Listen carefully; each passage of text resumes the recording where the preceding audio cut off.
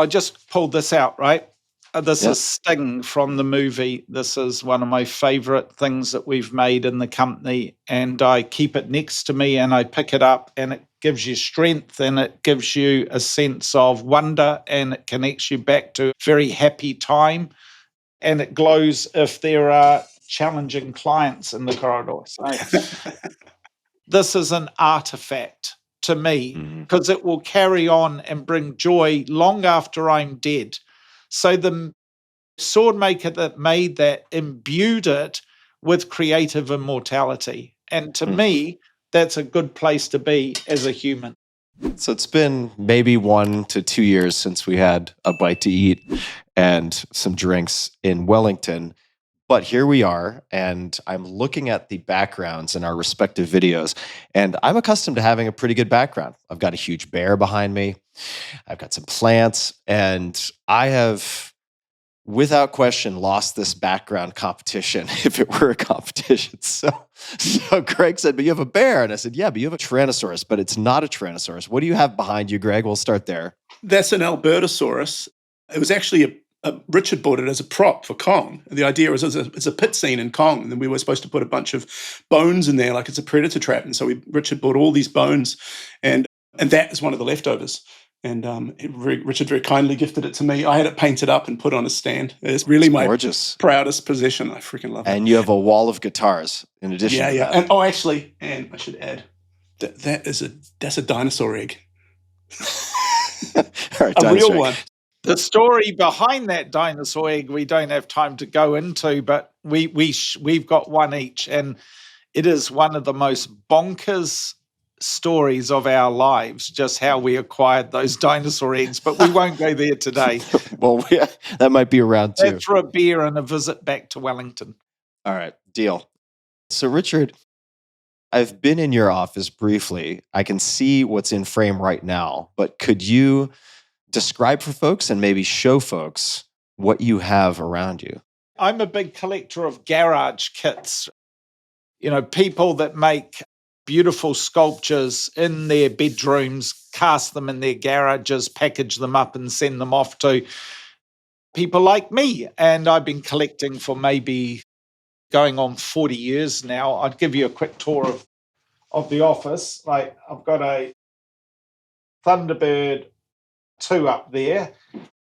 And if I go around the office, you can see that there is just a near infinite. So you have hundreds.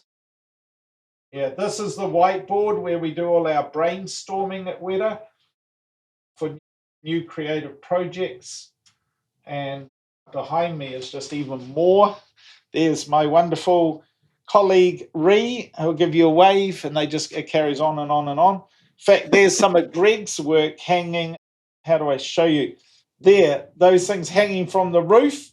Those are Greg's designs that I've turned into some collectibles or some sculptures. They're not collectibles yet, but I love them, so I thought I'd make them as 3D sculptures. You just can't have enough cool stuff around you. My favorite possession in my life, which my wife gave to me, so I stopped that rocking, is this beautiful sculpture here, which is by a guy called Gilbert Bay, who was part of an art movement during the Victorian era. So this sits here as inspiration. And next to me is the Gremlin from Gremlins 2. I painted it up, but Steve Wang was the original painter of that. So just got to be surrounded by things that inspire you, I always think. Let's actually double click on the inspiration. We could talk about, I guess it's Harry and the Hendersons. I believe you have something like that also in your office, if memory serves me. I've got a Harry above my head just up here, and I've got another great Harry over there. Rick Baker's Harry is still my favorite animatronic character created for a movie. So, yeah, you've got to have lots of Harry around you. If we look at inspiration, if we go way back, we're going to rewind the clock a little bit with you first, Richard. In terms of inspiration, how were you inspired to sculpt in the first place? I read somewhere, and you can't believe everything you read on the internet, but that there was a wonderful book on Chinese sculpture that perhaps played a role. But how did the very early stages get moving for you with respect to sculpture? I grew up in rural New Zealand. My father was an aircraft engineer and my mother a science teacher. That's inspiration enough right there. I feel very lucky. But I wanted to do art, right? And my mum and dad really weren't focused on that type of thing. So I had the great fortune of going to a closing down sale at my mother's teacher's training college, and I was able to buy two things, one of them being the triptych of the Garden of Earthly Delights by Hieronymus Bosch. This is in my early teens, possibly. And that was my first realization that running in parallel to our world is this visual fantasy world. Obviously, I was reading fantasy books, but I had not really comprehended. And because of the triptych, you go from earth to heaven and to hell. So this concept of running in parallel. But I also, this came into my possession. And What is the title of that right there? well, this is in another language. That's Spanish, I guess. Yeah, right. I've got multiple copies of it now because I've been collecting them, and friends in China have gifted me other copies. But it was a book of an unknown sculptor in an unknown land. It inspired me to start digging clay out of the creek on the back of the farm. I taught myself to sculpt. I started Wētā with my wife, Tania. I used this book as inspiration to other sculptors, hung pictures around the walls, taught people out of the book, copied the sculptures in the book, so pretty influential. By coincidence, then jump forward 40 years, and Greg, Ree, and I are in Chengdu in the Sichuan province, raising money for the Sichuan Earthquake Relief Fund. And at random, we've been out doing a hopefully inspiration to a university that had lost people in the earthquake, and running late back to have a meeting with the governor, pulled over to the side of the road. I think we ran across a 4-lane road to a random art studio, went in, met the artist who owned the studio. He was sculpting a figure.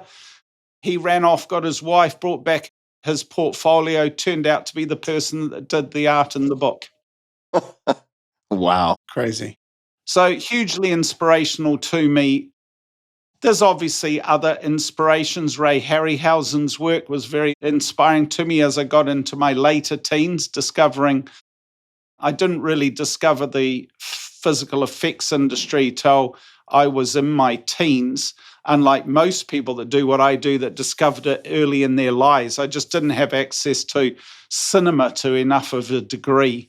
So that's a very quick potted overview of those two bits of inspiration. So the name Ray Harryhausen, that is a stop motion master. Am I getting that right? Yeah, I'm going to run away from my desk one more time and I'll speak loud so you can hear me. This is pretty signature, Richard. Of course, I have a tribute sculpture to Ray Harryhausen in the form of... So that's Ray. Uh-huh. And that's one of his characters. He's got a library of extraordinary characters that he's done on an amazing array of movies. Sinbad is probably his better known. Yeah, he was a stop animator. When we were very fortunate to collect the Oscars for our colleagues back home, I wanted to give them a present. Now, when we were 25, my wife and I, we went on our big OE to England and Europe. What does OE stand for? Big overseas experience. There we go. We got a combi van, like everyone did, and we drove it for 10,000 miles around Europe. But I pre-wrote to Ray, and he didn't know me and I didn't know him. And I wrote to him and asked him if he would please allow us to come and say hello. We bought a bunch of flowers. We arrived an hour early. I gave the flowers to the housekeeper, thinking it was his wife. He forgot we were coming, so he came down in his pajamas with his comb over, hanging off this. But we ended up having this extraordinary day with him and Diana, his wife, and it lasted into the early evening, and we just hit it off together. So once again, jump forward 10, 15 years, we've now made Lord of the Rings. We're very fortunate to win our first Oscars, and I wanted to give a lovely present to our crew. And you can throw a party or buy them all leather jackets. But I thought, wouldn't it be great if they could get to meet someone that's a hero to them that they would normally never get to meet. So I wrote to Ray and Diane, and they came to New Zealand for 2 weeks and hung out in our workshop every day and just spent the 2 weeks with our team learning what they're doing, telling stories. Ray put on a 5-hour talk on the last night. His wife fell asleep on my shoulder as it went into the early hours of the morning. So riveting was he, and so inspiring.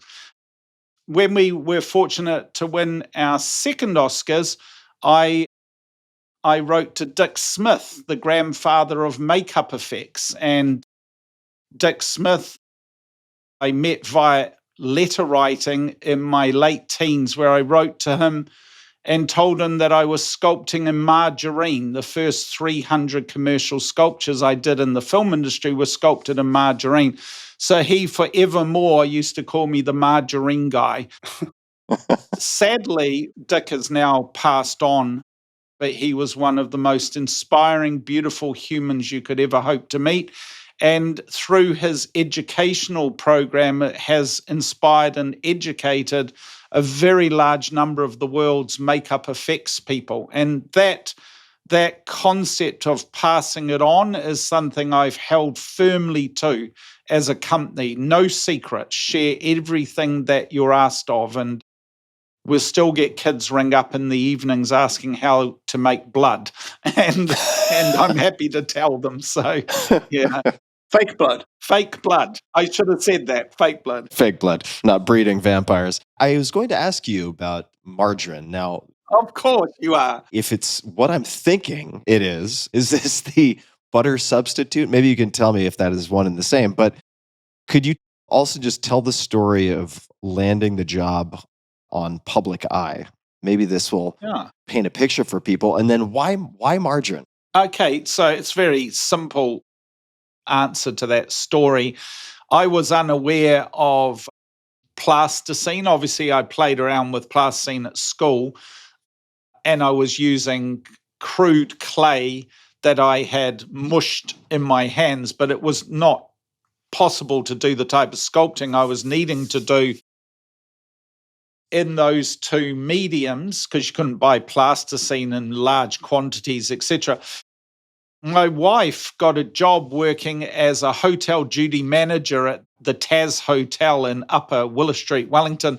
And in the evenings, she used to invite me in because she became friends with the chef, this guy called Alec. And the chef was doing margarine sculptures. He was doing swans and ponies and things like that.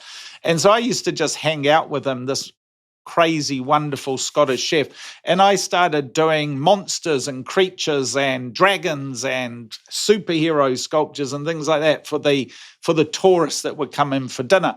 So when I started working, I realized this medium, I had an affinity with it and I could work in it very quickly. We got wind that the production company that I was doing art directing, art department for on very low television commercials and documentaries, I got the wind that they wanted to make a New Zealand version of Spitting Image.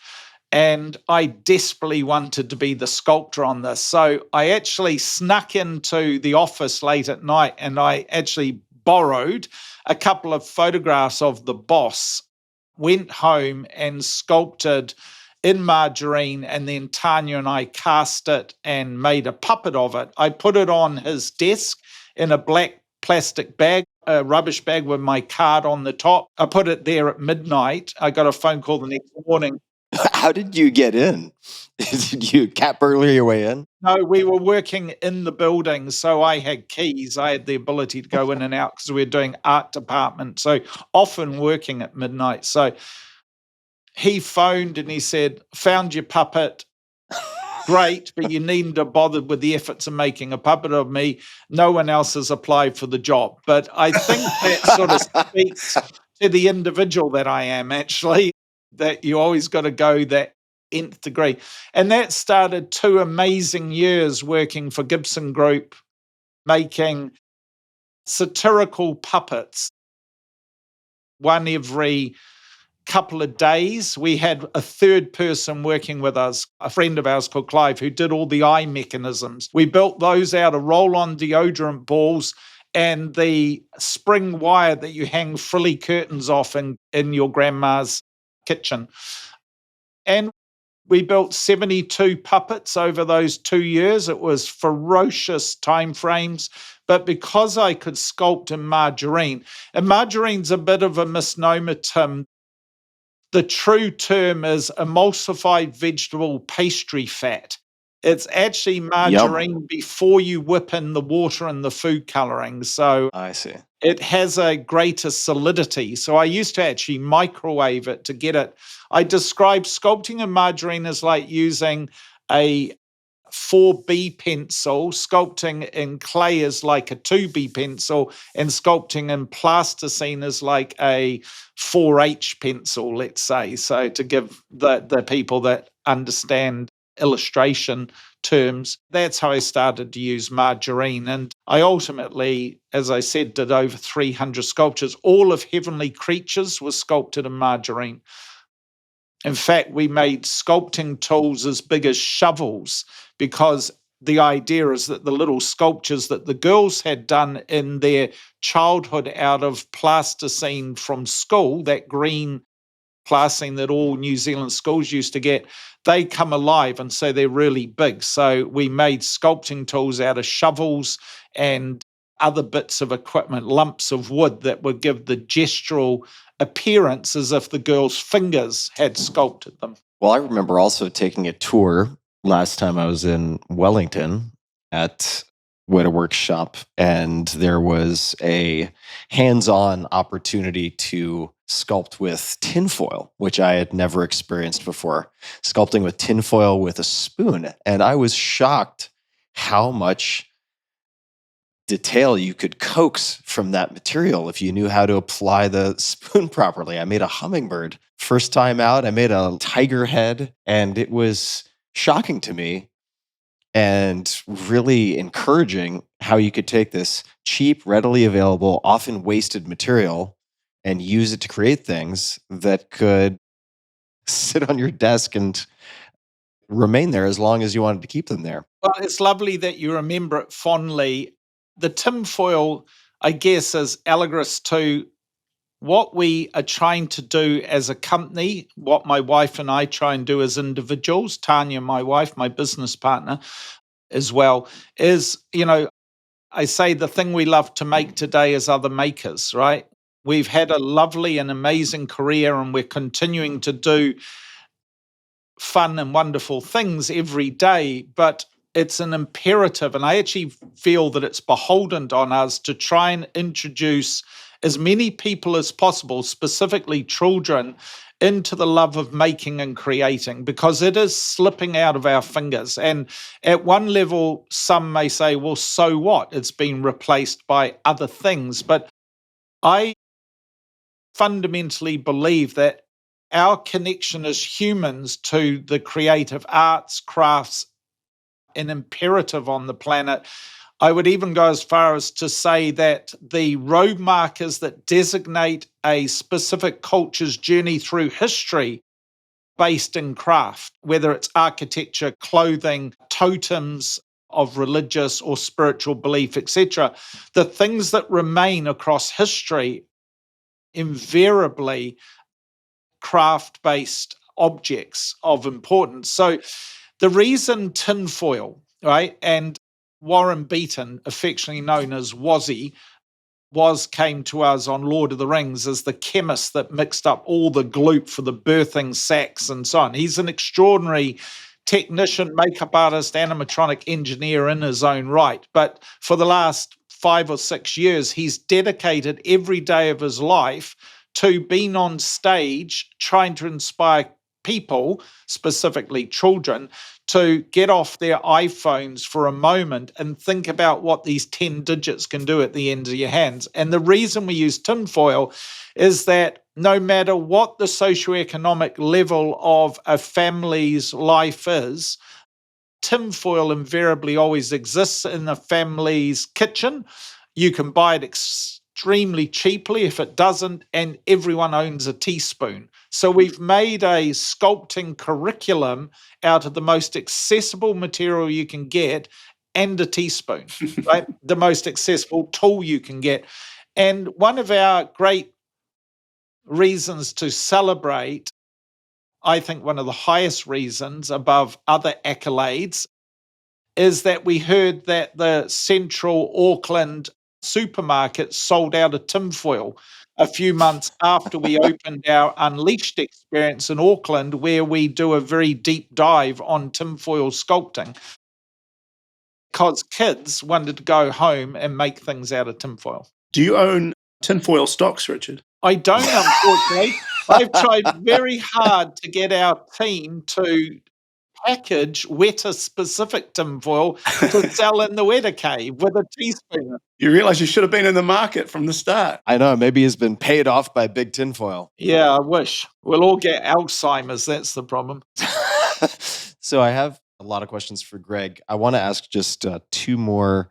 It's actually a combo question for you, Richard, just to paint a picture for folks. So could you paint a picture of what it looked like in the very beginning in terms of the organization? And then let's just say at peak, you can pick peak Lord of the Rings or post Lord of the Rings, what it looked like, just to paint a before and after picture.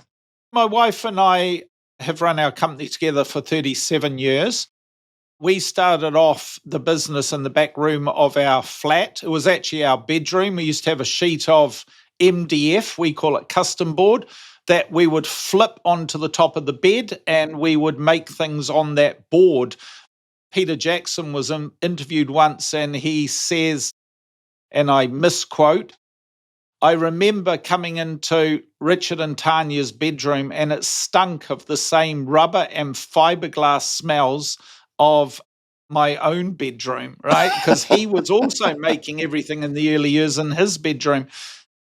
So that's where we began. We moved workshops 9 times. Our first collaborator, employee, contractor, collaborator, came about 2 years in the form of the gentleman Clive I mentioned, to do eyeballs. And today we have about 400 people operating across 7 business centers.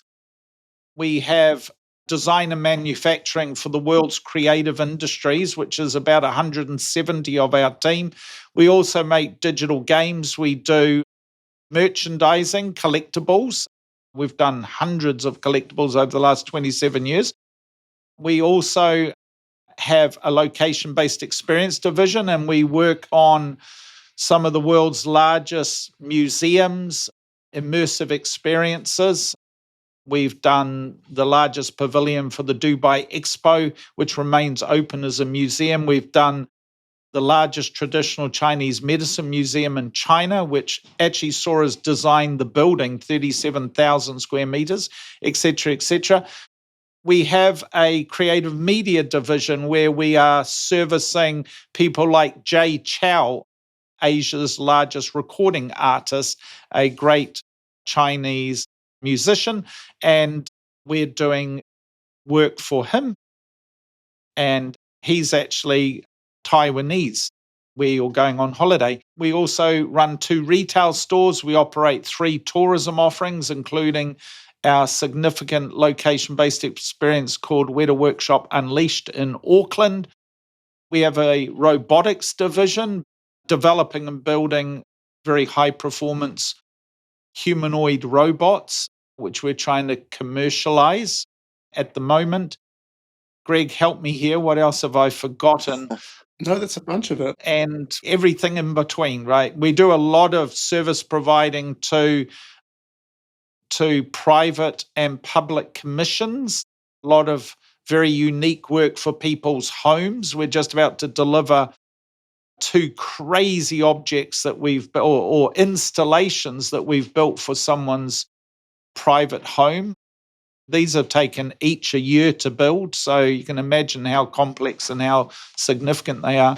So that's where we've got to today, a multifaceted design, manufacturing and entertainment company. And that's a desire to try and give creative careers to as many New Zealanders as possible, basically. I would say, by the way, maybe you mentioned public sculpture in there, but we've done some amazing public sculptures as well, huge works, and maybe you mentioned that. But one of the things that I think characterizes the workshop is that it is a workshop. You went through, Tim, it is a workshop, concrete floor, lots of bandsaws and So the sword makers. right, machinery and everything. It's a very tactile, physical place. But Richard has created an environment where new technology, new interesting ways of approaching things is always welcome. So as Richard says, we now do video games, we do location-based experiences. Richard, as far as I knew, was the first person in the world that I saw around me that was bringing in 3D printing and 3D milling and 3D tools, into this very physical place. I don't think you're afraid of any technology, and you're very interested in all of it, regardless of your love and fascination with physical, tactile things. It's like, how do we solve the problem creatively? It's just mesmerizing how many new technologies and new approaches turn up all the time. And it's interesting, just yesterday, someone said to me, the perception is that you must run the company from a boardroom through executives, et cetera, and that couldn't be further from the truth. As you saw, Tim, when you came, my wife and I are an integrated part of every component of our business. I'm on the workshop floor every day doing the work that we do when I'm not traveling with Ray around the world chasing work and, delivering jobs, etc. We have an extraordinary group of senior management people that have grown up primarily in the building. A lot of our team have been with us over 25 years. Over half the company have been with us over 15 years. So those people, it's just a second. Well, there's no need for a second language because they just know as deeply as I do what's required for each division and to get through each day. The diversity is our great benefit because if we had just remained as a manufacturing and design studio, we would be a small bureau in New Zealand. But the beauty of the diversity means that if one division drops off, which invariably is happening pretty much every year, the other divisions all come together to support that division.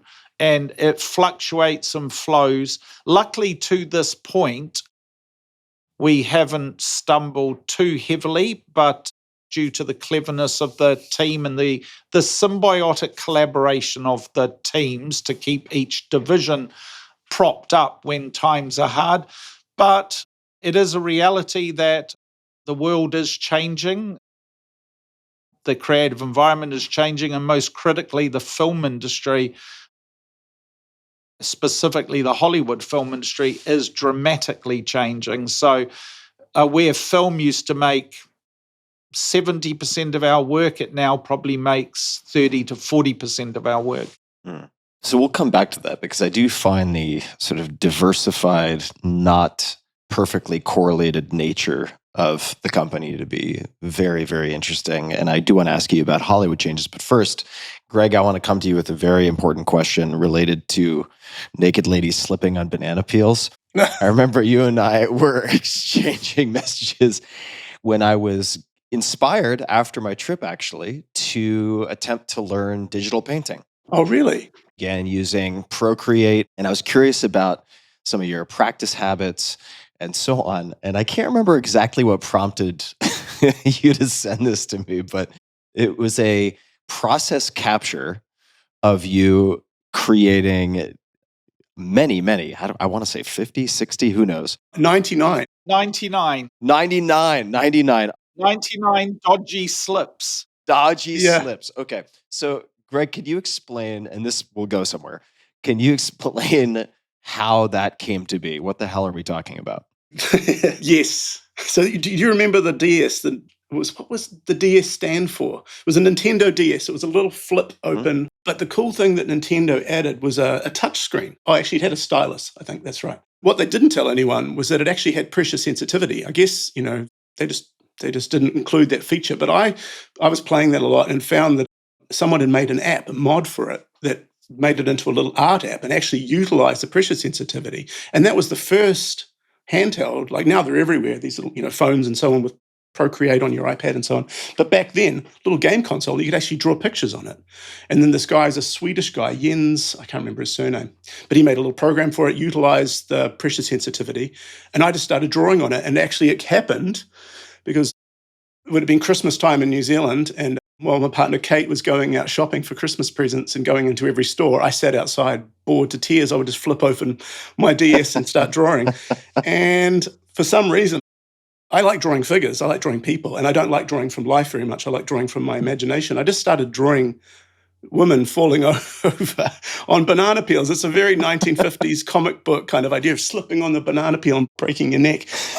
And every single one of them provides a new opportunity to sort of creatively explore the human body doing interesting things. I like the stupidity of it, like sort of sexualized, but making fun of it. Right, because it's like you can't be that sexy when you're falling over and hurting yourself. I don't know, something about that clash is interesting to me. Banana peel flying in the air. But I drew them, and actually I hit 99, and we made an exhibition called 99DS with my friend Christian Pierce that Richard and Tania were the patron of. And we put on an exhibition in town. But it was called 99 because I hit 99 drawings. And that was when Jens' operating system in his game, in his program that allowed you to draw, that's when it hit the file limit. So it's like, well, I've done 99. I would have gone to 500. And so I hit 99 and I thought, well, that's that. 99 dodgy slips from 99DS. And my friend Christian, he did 99. What did he do? Deadly sleds. Deadly sleds, these really cool, super creative hot rods in all different ways. Yeah. Anyway, that's where that came from. And for some reason, that ludicrous idea, Richard decided, yeah, it's a great idea for an exhibition. I'll put it on in town. So thank you, Richard. Yeah, we put it on in site. We got 2 shipping containers, painted them white, put a massive graphic of DS99 on the side of them.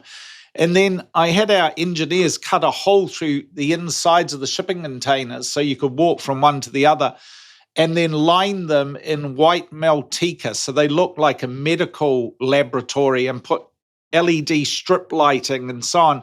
And then we printed every image of Greg's and Christian's off about this big. And we hung them along the wall like this. And they looked so amazing. And one container was dodgy slips and the other container was deadly sleds.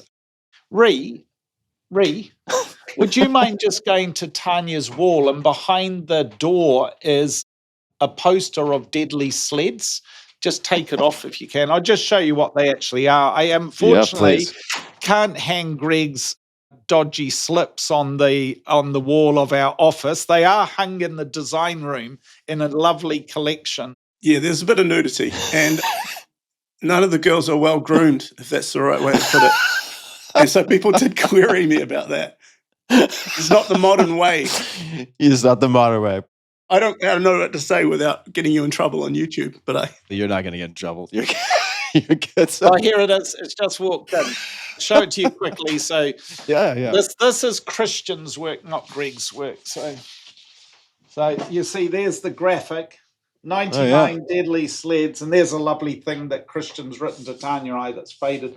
But you can see the level at which they can be illustrated on this tiny little... That's wild. That is just incredible. Yeah, the guy that did it did an amazing job. I turn it upside down. You can see there's even more at the other end of the board. Amazing job that you could make this little Nintendo make a beautiful little art app, right? It was incredible. Yeah. In fact, other people made all kinds of things for it, animation, stop motion animation apps and so on, which I played with and made little animations. And that guy, Jens, again, I can't remember his surname, but he was so lovely. I wrote to him to say, actually, I wanted to export the images larger because they came out at this tiny little file size, tiny little resolution.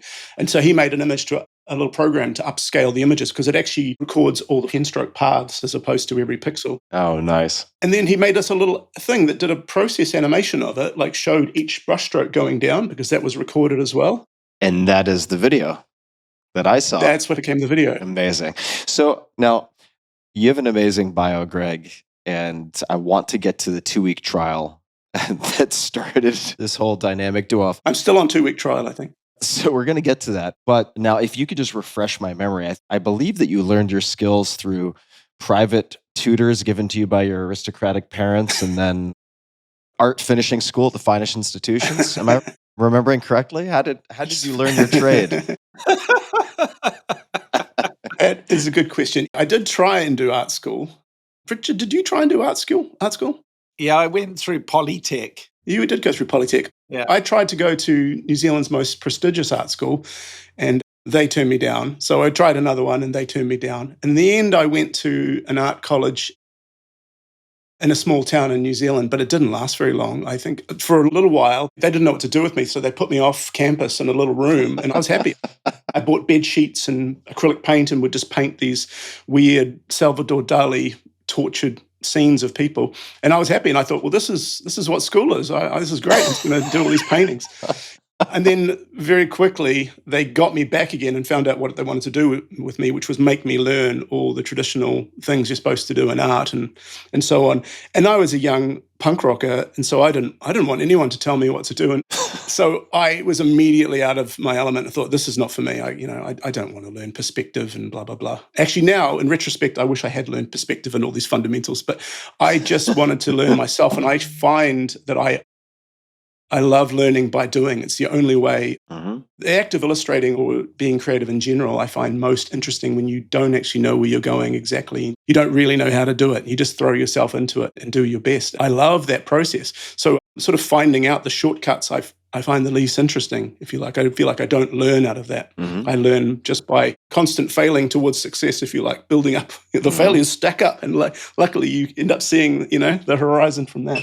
Can I just say, he's not been self-effacing there. That's literally how he works. I know it might seem to people listening that, oh, you must never fail. You did all these incredible films and your body of work is so amazing. But it's extraordinary watching Greg work because he almost massages the object out of the canvas, right? By playing with it, by adjusting it and shifting it. Very, very different way to what a lot of people do. And there's certain briefs that I will give Greg. I give briefs to Greg almost daily, and there's things that I assume entirely that Greg will be able to do. When you say brief, is that a project description? Yeah, a project description, right? Like, here's a great example right next to me. Like, I needed a set of lockers designed for our Unleashed locker where you lock up your bags when you go through Unleashed. And Greg, there's the wall, there's a photograph of the lockers, and Greg has designed a set of characters, right, on the lockers. So you don't remember a locker number, you remember the character that you got, and then he's made the sign for the top of the lockers, right? That's a great example I just happen to have next to me because that's a discussion we're having today. But there's things I totally assume that Greg's just going to knock out of the park, and he'll just say, no, I won't be able to do that. That's not, I wouldn't be able to get a result for you because the way I organically work and think can't yield something. So he's very honest with me so we don't waste money and time. Other things that seem so challenging, 2 hours later, he'll fire back a sketch and he's nailed it. Absolutely. And it's very rare that I will go back to Greg and say, could you please do X, Y, and Z? I might scale things. I might ask for a bit more absurdity in the picture, right? I gave him a brief. Imagine an alien vomiting creativity across the walls of Auckland. That was the brief. That's ended up being one of the world's largest murals, consisting of dozens of crazy characters rolling through brain vomit of creativity, right? And Greg nailed it in the first illustration. It did take me 10 weeks to then censor it so it could be seen by the general public. I was in a total flow state with that, by the way, which is what I love to do. You like to fall into the image and not even think about it, just create it, and it sort of just happens. And so you're trying to find this flow state. And so I was just doing this illustration. It's 60 meters long by 6 meters high, doing it in Photoshop, but in pencils. It feels like at the end is when I woke up and then the image was done. Even though this actually took weeks and weeks. How do you set the conditions such that that flow state is more likely to happen? What do you have? Do you have any rituals? Are there any patterns that you can spot in retrospect that seem to contribute to that? I'm 53 this year, Mm-hmm. and I still don't know. I would ask you that. Like, I remember this artist, Josh Homme, he's a guitarist for Queens of the Stone Age, an amazing guy. And he actually just says, you've just got to work. He thinks of it as the muse, and the muse is out there. The muse is the universe, right? And it's hopefully going to offer you creativity. There's a robot butt. These are characters out of the mural, right? I just want to reinforce the total Oh, wow. absurdity of the way Greg's brain works. Josh says that, that thing out there, the flow state, the muse, the magic of creativity, whatever it is out there. And it's good to think of it as external to yourself, because that's what it feels like when it comes to you, and it comes to you in a powerful way. The only way is just to make yourself available to it, which is work, right? It's just turning up. That's why we turn up every day and we work all day, right? And you just do the work, and then hopefully it turns up. Is there a magic trick to make it happen more? No, I think anything that works that removes yourself somehow, it makes you fall away. Like I said, when I did the mural, the best parts of it were where I felt like I woke up at the end and it was done. And that was actually where Richard was pointing out where all the problems came from. Because I wasn't conscious during half of it, if you like, there are things in there that were problematic. I'd broken IP. I put Lemmy from Motorhead in it because I love Lemmy, and I just wasn't thinking. And Richard said at the end, well, we don't own Lemmy, right? So I ended up chopping Lemmy's head off. So that's a horrible thing to say. And what did you do in its place? And I put Richard's head on. Richard said, why don't you put your head on? And I'm like, no, I'm putting Richard's head on. Anyway, but it's full of those kind of problems that Richard had to point out to me that were like, hey, you've done this and you've done this. And I'm like, oh, really? Have I? God, I didn't realize. But that's the flow state. That's the muse. That's like the fact that it really didn't feel like it was me doing it. It just happened. So how did this start off? How did the 2-week trial happen? I started during the post-production of Lord of the Rings. So I think most of the actual creative work that I could have been involved with was actually already done. But Richard was about to start on King Kong. I think Peter had brought up King Kong. And also Evangelion. Remember, that never happened. It was a live-action movie of Evangelion proposed. And I sent in a folio with dinosaurs and robots in it. And Richard saw it. And I did a comic book as well that had both of those things. And so Richard must have gone like, oh, that person looks like they can do something. But I had never worked before. I'd been unemployed for like 7 or 8 years before that, almost continuously on the dole, which is not something I recommend. And so I had no idea about working professionally or doing anything like that. I'm just a sort of creative lost soul, actually. I saw the first Lord of the Rings film come out, and it was like, I was a fan of Peter Jackson's work and everything, but my mind was utterly blown. I was not prepared for the scale, how good it really was and how it transported me. But then I realized there's this place in Wellington, and I'm living here, and it's got these crazy creative people. Surely maybe I could work there. So the timing was perfect, having that folio with some of the things that piqued Richard's interest. And Richard was so generous. He brought me in a couple of weeks after seeing my folio and showed me around. And I just said, so when do I start? And Richard was very gracious and said, well, you can come on in next week or whatever. I think I got a 2-week contract after a while. I think I'm still on that 2-week contract, Richard. It's just kept on going. You have to renew your vows every 2 weeks. So I constantly think I'm two weeks away from being out of a job, but I like that. So I'm very curious, Greg, as Richard was mentioning earlier, sometimes you'll get a brief and you'll say, sorry, no can do. This is not something I deliver. And then other times, something that Richard would think to be very complex gets turned around in 2 hours. And what I'm curious about in the former category, how do you know when something just is not in your wheelhouse? Or how do you decide to respond with that type of answer where you're like, can't do it, can't deliver this one? I don't know. I think I'd have to probably see an example because I can't remember actually saying, no, here's what it is. If Richard or anyone asked me for something, if my brow really starts furrowing and won't unfurrow, then I know this isn't going to work. There's a problem. I used to describe Greg as getting pinwheels in his eyes, right? His eyes would just pinwheel like this. And I go, this one's not for Greg.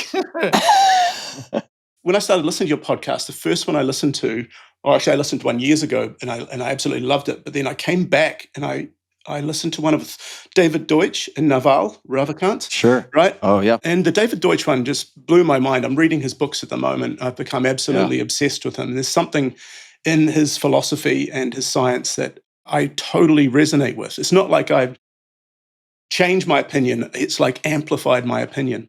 Mm-hmm. And he talks about really finding the fun, chasing the fun. Mm-hmm. It's about finding really what inspires you, what interests you. And then when that feeling happens, you're going to be able to solve that problem, or you have a chance of solving that problem because you're motivated, you're interested. And finding that state of fun in creativity is the perfect way to learn because you're motivated to learn and you'll overcome the challenges. Mm-hmm. Maybe when things are a little bit too hard, they're not fun, when they're too easy, you've already done it before. There's no point doing that again. And I get very bored very easily. So the things that I've already done before, I'm like, why do that? Let AI do that.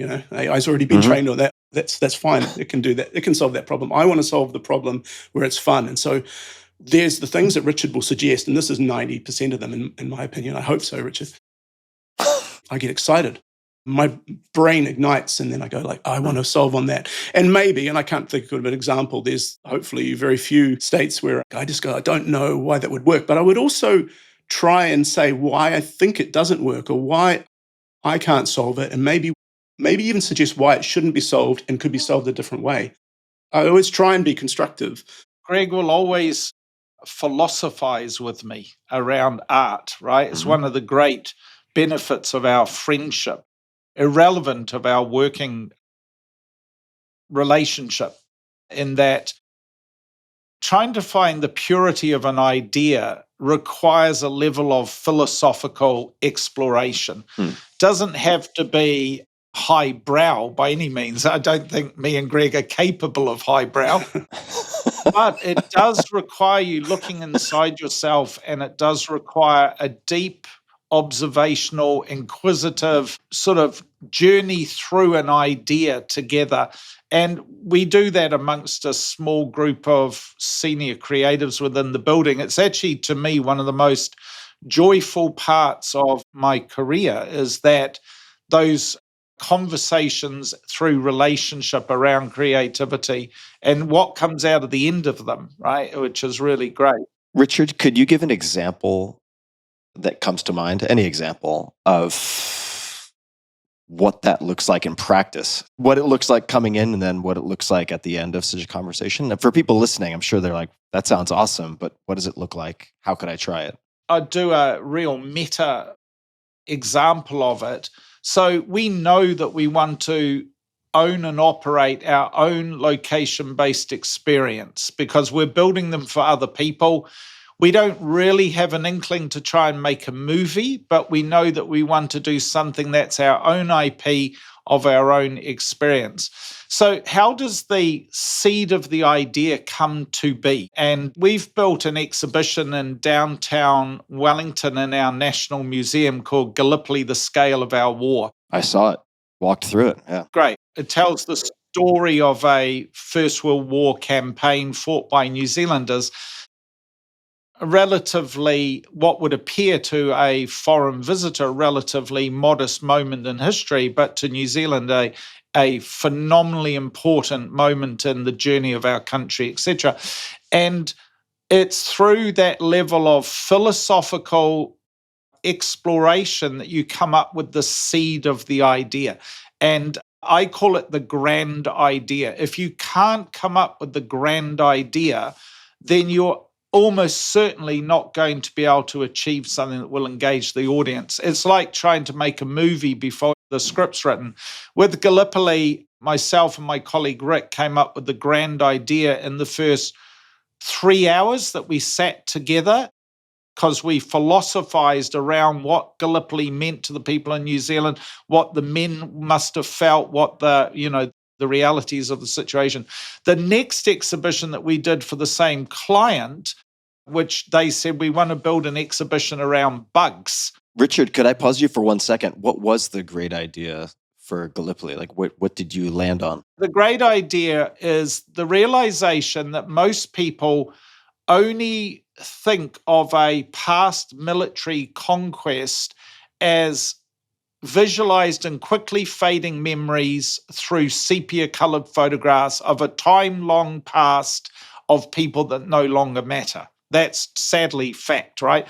And most museum exhibitions of military campaigns are told through statistics, told through the army, told through a meta-like view down on the war.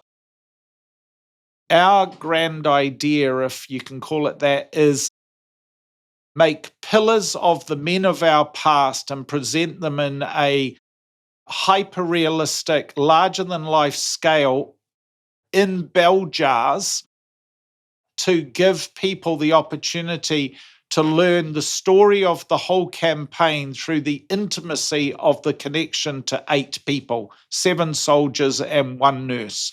And that was the grand idea and the technique of achieving that. Going back to Unleashed, the LBE that we've built in Auckland, the location-based experience in Auckland, we oscillated around the idea for a year. Sorry, I should have finished off. Bug Lab was a 5-month deadline as opposed to the 8 months that we had to do Gallipoli. 3 months in to Bug Lab, we still didn't have the grand idea. So we won't start until we have the grand idea, right? So it's very, very perilous and puts you on the very edge of potential failure because you are trying to find that grand idea. But without it, the work is a waste of time because it doesn't congeal around a central conceit. And with Unleashed, it took us a year of exploratory ideation and philosophical discussion till we landed on the incredibly obvious, but the thing that we really, really wanted to do in the story we wanted to tell. So that's a good example at a large scale, but that stuff is happening most days of the week as well on micro decision making. Can I just add some color to that? Because you brushed over it really quickly, that they're huge sculptures. Most exhibitions of war, as Richard says, or even history in general. This is for Gallipoli. Yeah, they're either dioramas, small, or recreations of soldiers at real scale and lots of photos and lots of documentation, right? And then you're kind of supposed to pore through the documentation. Sometimes they have a little bit of audio and video. But this is these huge people, hyper-realistic, down to the pores. I remember looking at the pores when I first walked in, the sweat and the pores and the hair and the eyebrows. Right, the sweat pouring down their brow. How large are these figures, would you say? 2.5 times life size. Massive. The biggest that we've built at hyperrealism is 8 times life size. So that's a 16-meter tall figure if they were to stand, right? 1.5 kilometers of fabric in their garments. Even the fabric is scaled up, right? Everything is scaled up. People are complimentary about the heads and the hands because they can rationalize that to their own skin and how we've scaled it up. The challenges of making the heads and the hands pales compared to making the different fabrics and components within the costuming. Because to make a larger costume, you have to find a sheep with a 2.5 times larger denier of hair density to what was used for the real costume. And then you've got to loom it and then weave it and then build it into costume. You can't just use a sewing machine because the stitching won't be big enough, and on and on and on it goes. So we want to tackle it at that level. Some listening may go, oh, that seems either obsessive or a waste of money and time. We take it to that degree because you are trying to pay a depth of respect to the memory of the people. And if you shortchange the effort, you've shortchanged the respect to those people. These are veterans, right? They're returned servicemen or men that lost their lives in service to our country. So what is it to us to make that extra 10% to try and, get it as good as we can possibly get it?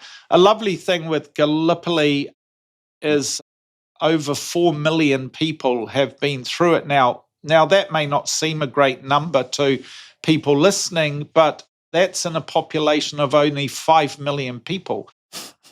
So we're very proud of Gallipoli. It's just been extended by a few more years, so it means more people can get to see it. And Tim, you experienced it, but when you stand there under the people, it's very, very different. I don't think I've seen anything like that before. I didn't make it, so I can kind of hype it a little bit, I think.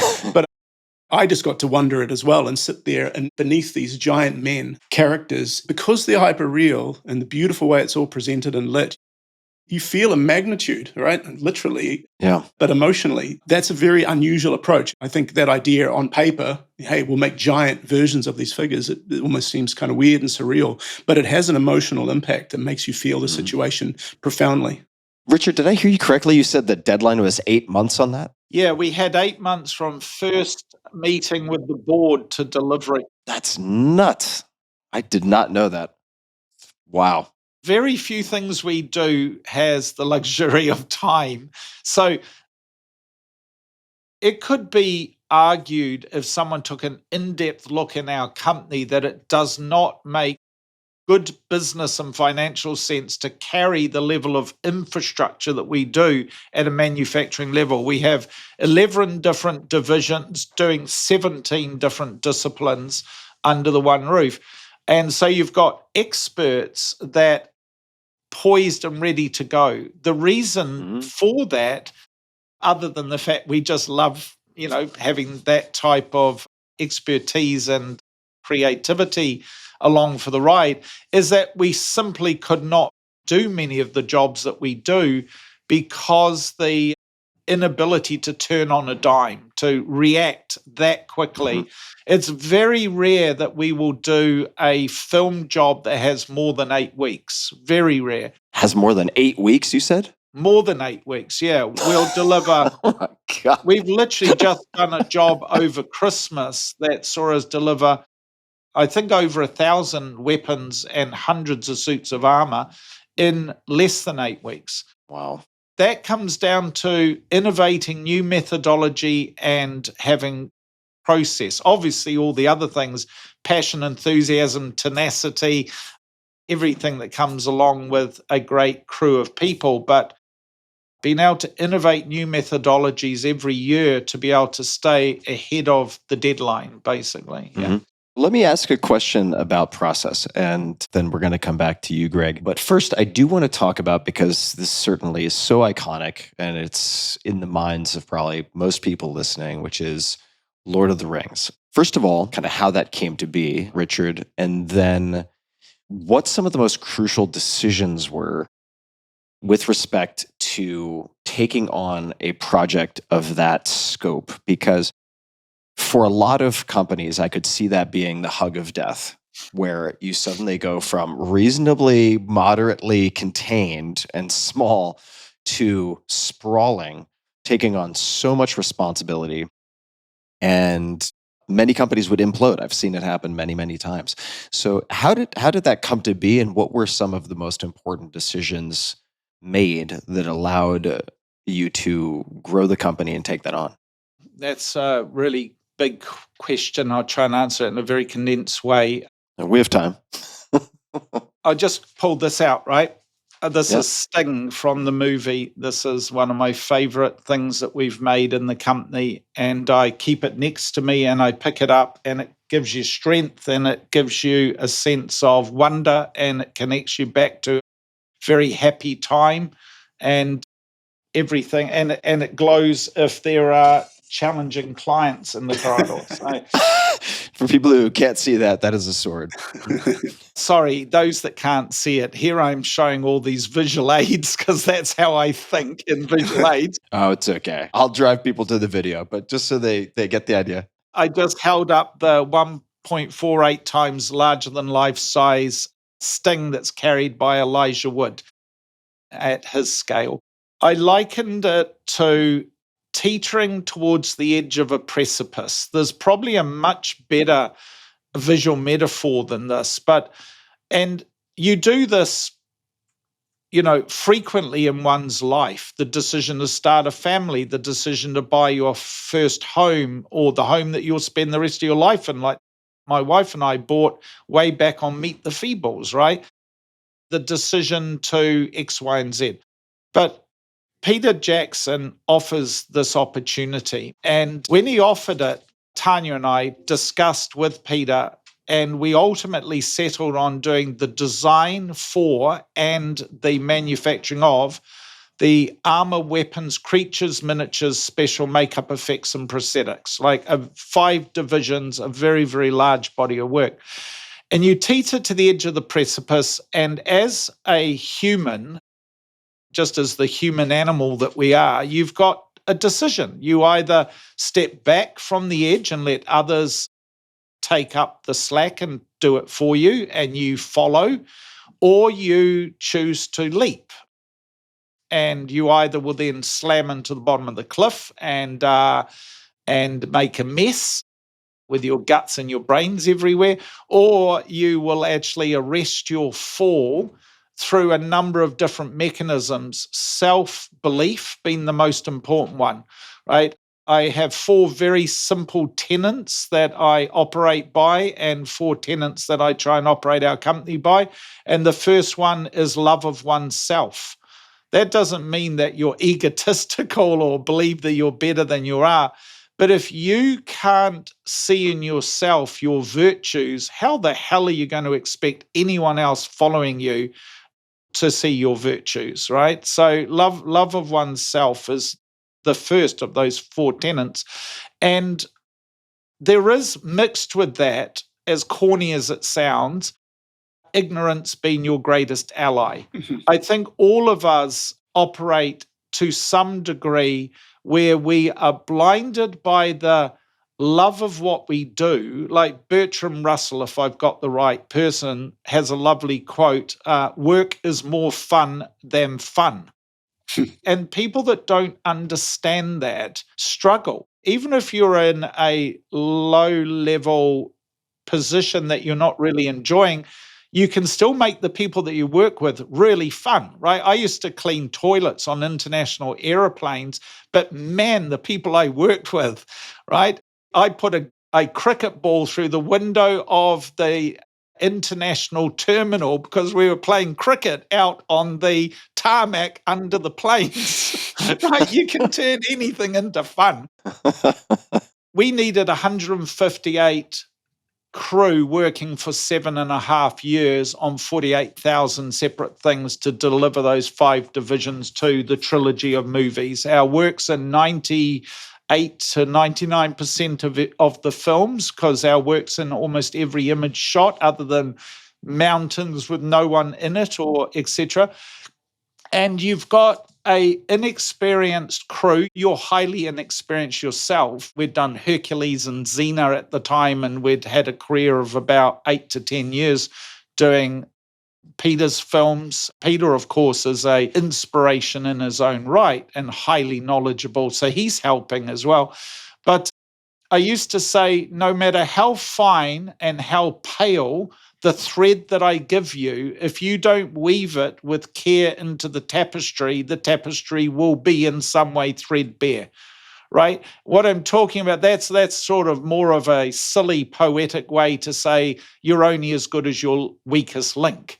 And in our case, we literally were linking, right? Handmade chainmail, 12.5 million links over 3.5 years. And chainmail is only as good as how well you glue the top link on your shoulder and whether the chainmail is going to fall off you. So trying to get us collectively, myself and my wife and our team, to believe that we could do it didn't require, because there is I'm sure it exists in other countries, but it is a fundamental part of New Zealand. I think it's because we're a young nation. We're at the back quarters of the world, a long way from marketplaces where you can buy components to fix your tractor. So there is this intense can-do attitude that still exists today, thankfully. We hire people that come with that beautiful can-do attitude. And we were able to benefit and bottle that so significantly on those 3 films. And the overjoyed nature of knowing that you're trying to prove something, prove that New Zealand could do it, that we could stamp our mark on the world stage. That was really important to us. To do justice to Tolkien's writing was really important to us. To meet Peter Jackson's vision was really important. And to make sure that we had really good fun. That didn't mean that it wasn't brutally challenging. It was. But at no point in the 7.5 years did I ever think that I didn't want to be doing it. And that was really special part of that experience.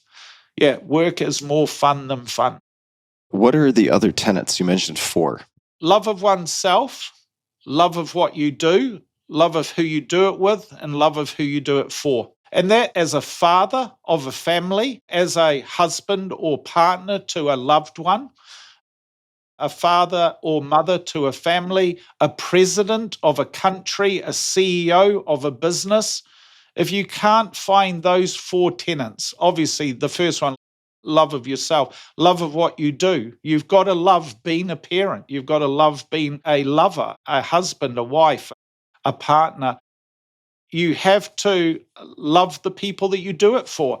It is so easy to become cynical about your audience or your fans or your family or the person working above you, right? But that's who you're trying to keep captured up in your passion for what you do. And the other one's very obvious. So, yeah, that's how I think of things very simply. And that's after 30 plus years of working, it started to congeal that's thinking about all these things that you might think about. That's the things that drive you forward. I think I've settled on those 4 simple, and try not to be a dickhead.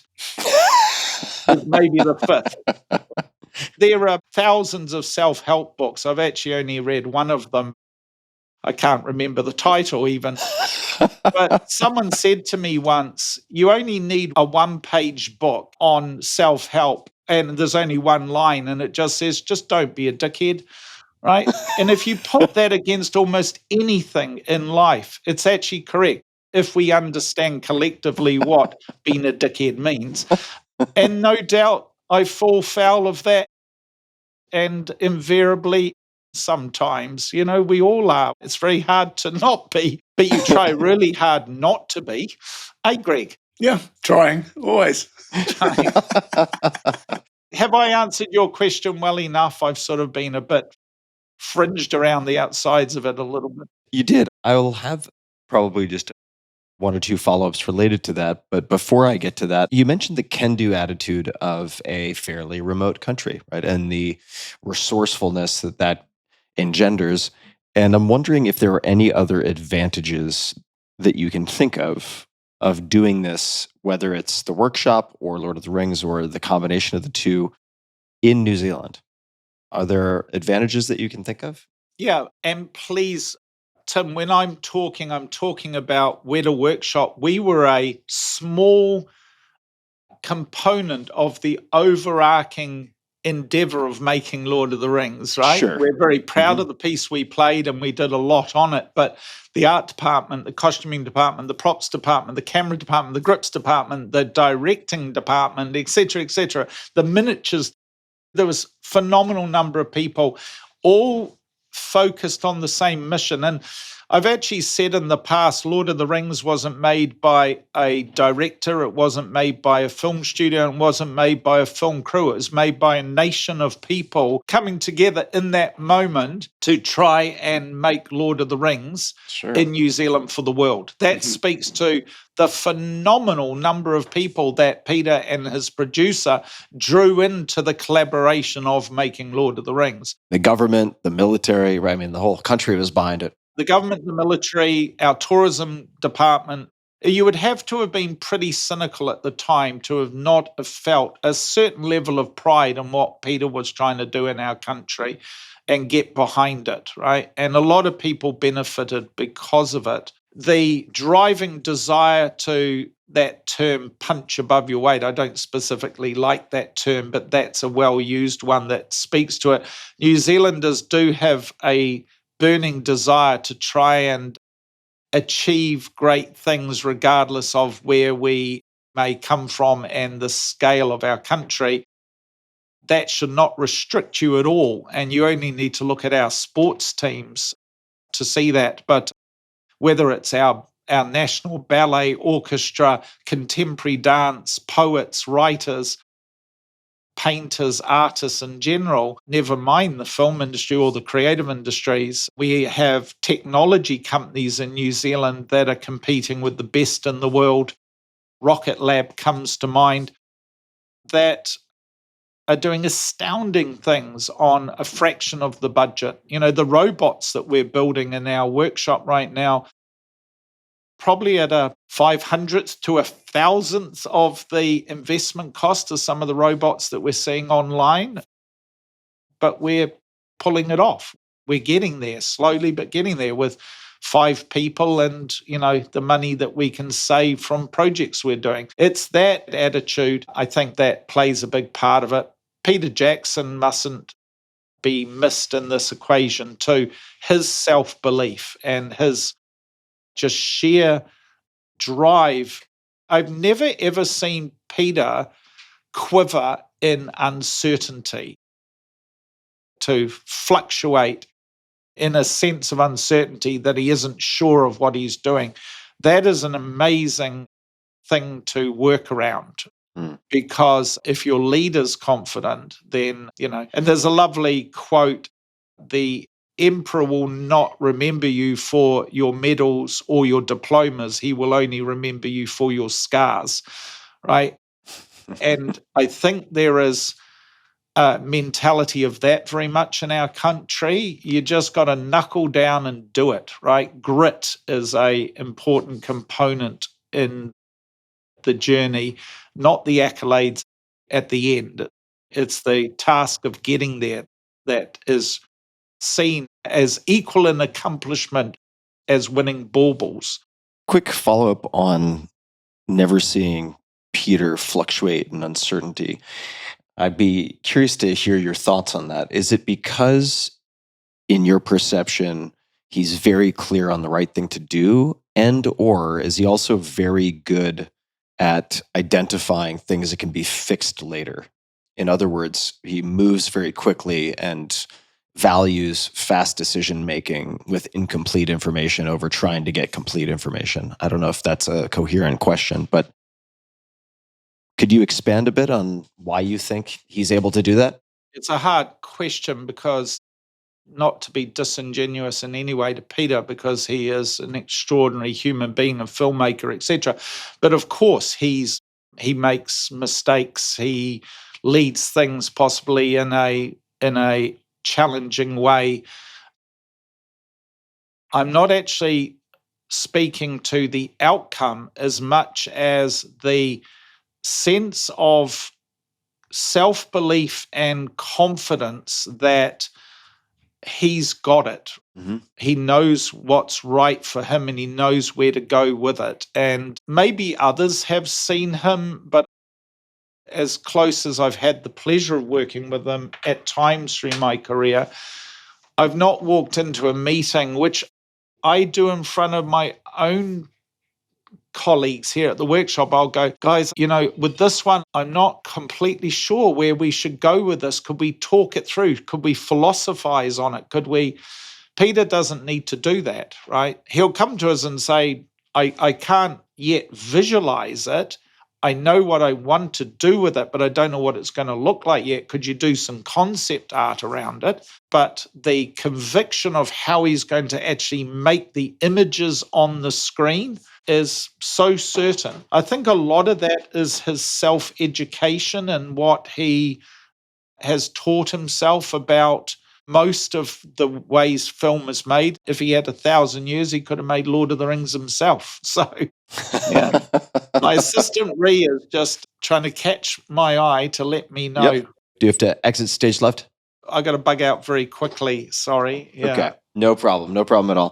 Do we have time for 60 seconds? One Yes, last quick question? Okay. Yeah, of course. So you mentioned creating creators, making makers, and also inspiring kids. And I'm curious, for people listening, if they wanted to be more creative, to lay their 10 digits into making something, are there any resources, books, exercises, anything you'd suggest they start with? Obviously, today with the internet, there's a near infinite source of extraordinary training videos. I'm doing some sculpting of my own at home at the moment. And while I'm sculpting, I just have a video playing, not that I can watch the video because I'm sculpting, but just listen to a guy that's talking through doing his own sculpture, right? Because I just love to think that maybe there's a sculptor standing next to me. And so I'm being inspired by that. But in answer to your question, to me, the core attribute of creativity is to be inquisitive, right? To be curious. And I do see that a lot of people choose to journey through life looking at the world, but not studying the world. They don't find beauty and curiosity in the simplest of things. If you find it in yourself to start finding extraordinary lessons and beauty and inspiration in most, if not everything around you, specifically the simplest things. Like, what's a good example? There was that great American movie that came out with Annette Bening with the dancing plastic bag that was caught in the wind. Oh, is that American Beauty, maybe? That's right. Yeah. American Beauty, right? We've all seen bits of plastic caught in the eddies of a lufting wind in the corner of a building or in a rubbish bin or whatever. But that director remembered it, captured it, and shared it because his inquisitive mind loved it. And it became like my mind has instantly gone to that image when I've been trying to visualize how to answer your question because it resounded so fundamentally with me. And then there's only one thing that you can do is just start making. It doesn't matter what the medium is. We have people turn up to interview with me and you can see that they're slightly bashful. And I say, well, what do you do? And they will go, well, I do macrame, or as you guys call it, macrame, I think. Yeah. Well, macrame is about hand skills, dexterity, eye-to-hand coordination, pattern, weaving, color combinations, strength, engineering, etc., etc. All these things add up. That person is possibly exactly someone that we'd want to hire. And it doesn't matter what the craft is, just start making something, leave something behind, right? You know, if you think about who are the true immortals in the world, they're teachers and parents, people that pass information to others to carry on into the next generation. But I do think about artists as craftspeople as being creatively immortal. Like, this is not a prop, this is an artifact to me, because it will carry on and bring joy long after I'm dead. So the sword maker that made that imbued it with creative immortality. And to me, that's a good place to be as a human. Ree is losing her wig as she Yeah. Thank you, Ree. Thank you, Ree. And thank you, Richard. I show Nice her to see you. action of telling me to hurry up. See, there it is there. The question time is, All right, Greg, you and I have how lots left to talk about, but Richard. Well, I'll leave Alrighty. you with Greg now. It'll give Greg a chance to get a word in after I blabbed for most of this. No, I'm learning. I'm sitting here. I love it, actually. Bye. Thank you, Tim. Good catching. Bye. Thank you, Richard. So, Greg, finally, alone at last. Let's talk about some of your projects that are, I suppose, Greg projects as much as anything else, and how you chose them, why you chose them. And let's begin with vintage-inspired ray guns in 2006. Where did that lead? And then I certainly have questions about more recent projects, but let's start there. Yeah, the ray guns. Well, that's a childhood inspiration. I was born in 1972. I'm 53, I think. Is that right? Done the math? Sounds about right. I'm a child of Star Wars. But before Star Wars, I remember really fondly the black and white serials of Flash Gordon and Buck Rogers and those things. And so those things are seared into my like 4, 5, 6-year-old mind. And so when Star Wars came along, it was like all that stuff in Technicolor and high definition and the sound and the music and everything. But there's always been this kind of love for retro science fiction in there. And so the ray guns came from that love, really, of Flash Gordon. But In a way, it's not really science fiction. Science fiction, I like to think of as it's actually very clever people who know about science and know about technology and then speculate on what could happen culturally or narratively with those things. Dr. Grordbort's and the ray guns was not really about that, actually. It's a veneer of science fiction, right? Technology and weapons and spaceships. But it's actually a satire making fun of our current culture and that world, and also making fun of how science fiction and science in general gets things wrong. How did you decide to do that? And I want you to tell people more about it, but how did you decide to do that, right? We all have finite time.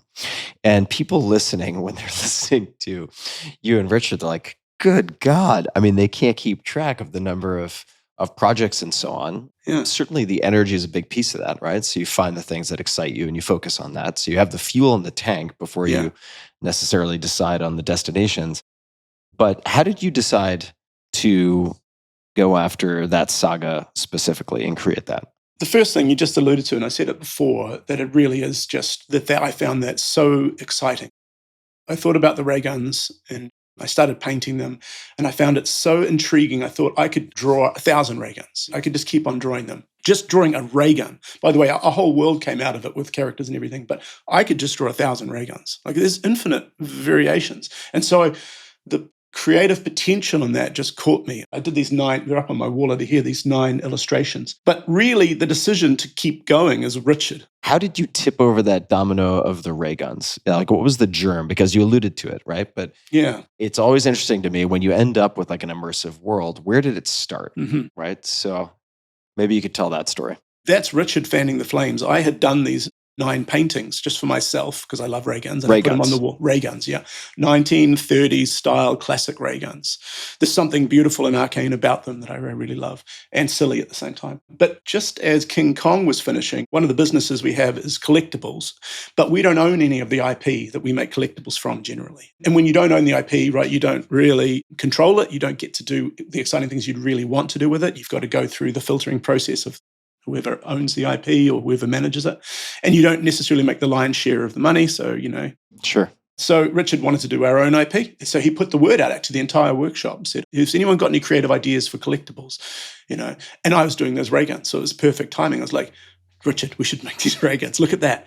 Right. And luckily for me, he got the idea straight away. He saw it. And we almost said the same thing at the same time.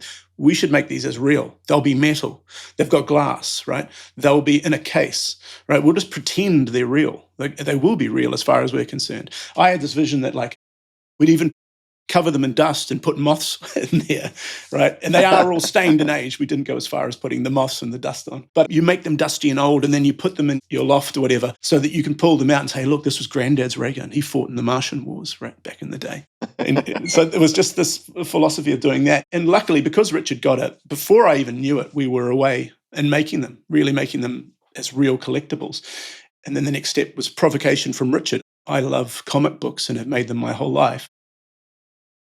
And he said, well, what's this world about? I know you've got these beautiful ray guns, but who made them? And so I'm like, I think I know who made them. And I just started making the books from there. And to Richard's point before, a lot of it is naivety. So it went from ray guns to inventor of the ray guns. Uh-huh. And then what came after that?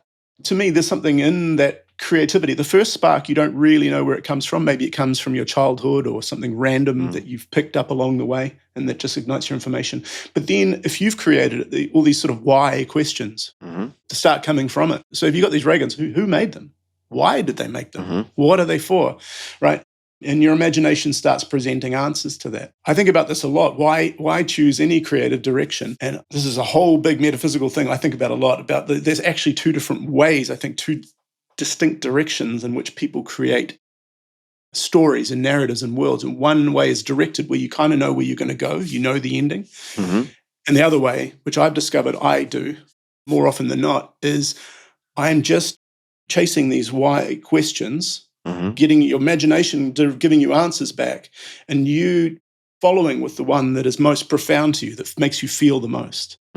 It must make sense logically to you, but it also must excite you. And then also, I guess, it feels the most powerful, but you can possibly see more branches coming out from there. And as soon as you see the more branches, you're like, well, that must be the way. And so you're taking all these choices as they pop up and present themselves to you. Yeah. that world of starting off with a series of 9 paintings of ray guns ended up being a whole universe. And, we made games from it, made dozens of different collectibles and books and all kinds of things, all from that process of just chasing the right thing and having Richard being the one going like, do more, do more, do more. So I was actually just having a conversation a few weeks ago in Utah with the fiction, mostly fantasy writer, Brandon Sanderson. And he was discussing exactly, in different terms, but these 2 stylistic options, right? Or creative approaches. And I can't recall exactly the terms he used, but it was something like the improviser and the architect, right? Some people like to have the blueprint, the outline, they execute to outline, and that produces what they expected. Other people, let's just say in the realm of fiction writing, might start with 2 characters or 1 character in an interesting situation, and then they just run with it right from there. They start with that germ of an idea, and then they see where the tree branches, but they don't know where they're going to end up, which is such a fun and liberating approach, which I've only explored in a little bit of fiction that I've done, but most of the time I'm architecting in terms of nonfiction. I was going to ask, so you're more on that architect side. Yeah. You can kind of see an endpoint potentially, or see the thing you're trying to say. And then it's about like, okay, how do I plan to get there? Well, now that I think about it and thinking it through out loud, I would say that when I'm in the second phase of my work, that's true. And what I mean by that is my books are actually 2 broad buckets. The first bucket is research and experimentation. And when I'm doing the research and the experimentation, there is a lot of groping in the darkness and finding my way from one interesting thing to the next. So I can't really predict, otherwise it would be very boring, where the experimentation is going to lead for any of the books, which almost always include experimentation, especially the first 3 and the one that I'm working on right now. And then once I have all of the material, more or less, then I decide how I'm going to pick and choose and massage and create sort of interwoven puzzle, so to speak. Maybe that's not the right metaphor, but you kind of get the idea, like an advent calendar maybe, for the reader to experience as they go from one page in one chapter to the next and to the next. So I would say that in the beginning, it's exploration, improvising, and it gives me the dopamine hit and the rush of energy necessary so that when I end up having to do the blueprinting and the bricklaying, which I intrinsically find less enjoying, if I'm being honest, less enjoyable, then I have gas in the tank to push me through that second phase. Yeah. It seems like there's probably not a hard distinction between either. And in fact, you're probably oscillating back and forwards between both approaches all the time. Yeah. To some degree. It's just some people naturally veer more towards exploring and some wanting to know a place. I discovered it a little bit when I was showing the early stage of my current book to a friend and had a character in it, and they wanted the character to resolve a certain way, right? And they said, I hope you have this character beat that character. I'm being really reductive, so I'm not being specific about anything, but they're saying, I hope that happens. And that was the realization for me that I wasn't doing it in the way that they were thinking, because I was thinking, well, actually, really? I don't know. I don't know who's going to win. I don't know where it's going to go. I'm just following it and seeing where it goes. Mm-hmm. And I think there's part of that might just be a choice of that feels more fun. That is riding the wave. Mm-hmm. That's being on the skateboard, not knowing whether you'll fall off or not. If you can keep it fun, then you keep on going, right? And so not knowing where it's going to go is good. But you know that your imagination will present you these options, and that if it feels powerful, then you've hit somewhere good. I think you touched on a key component there, at least for me, which is effectively if you have confidence in your imagination, in the muse also, to present you with discoveries along the way, having that confidence seems to be a prerequisite. And I think I've always had quite a lot of self-doubt when it came to taking something from beginning to end, idea to final product without a blueprint. Yeah. And that's part of the reason why I've, in the last few years and moving forward, I want to do many more creative sprints, short deadlines with really capable people where I don't know exactly where the end product is going to end up.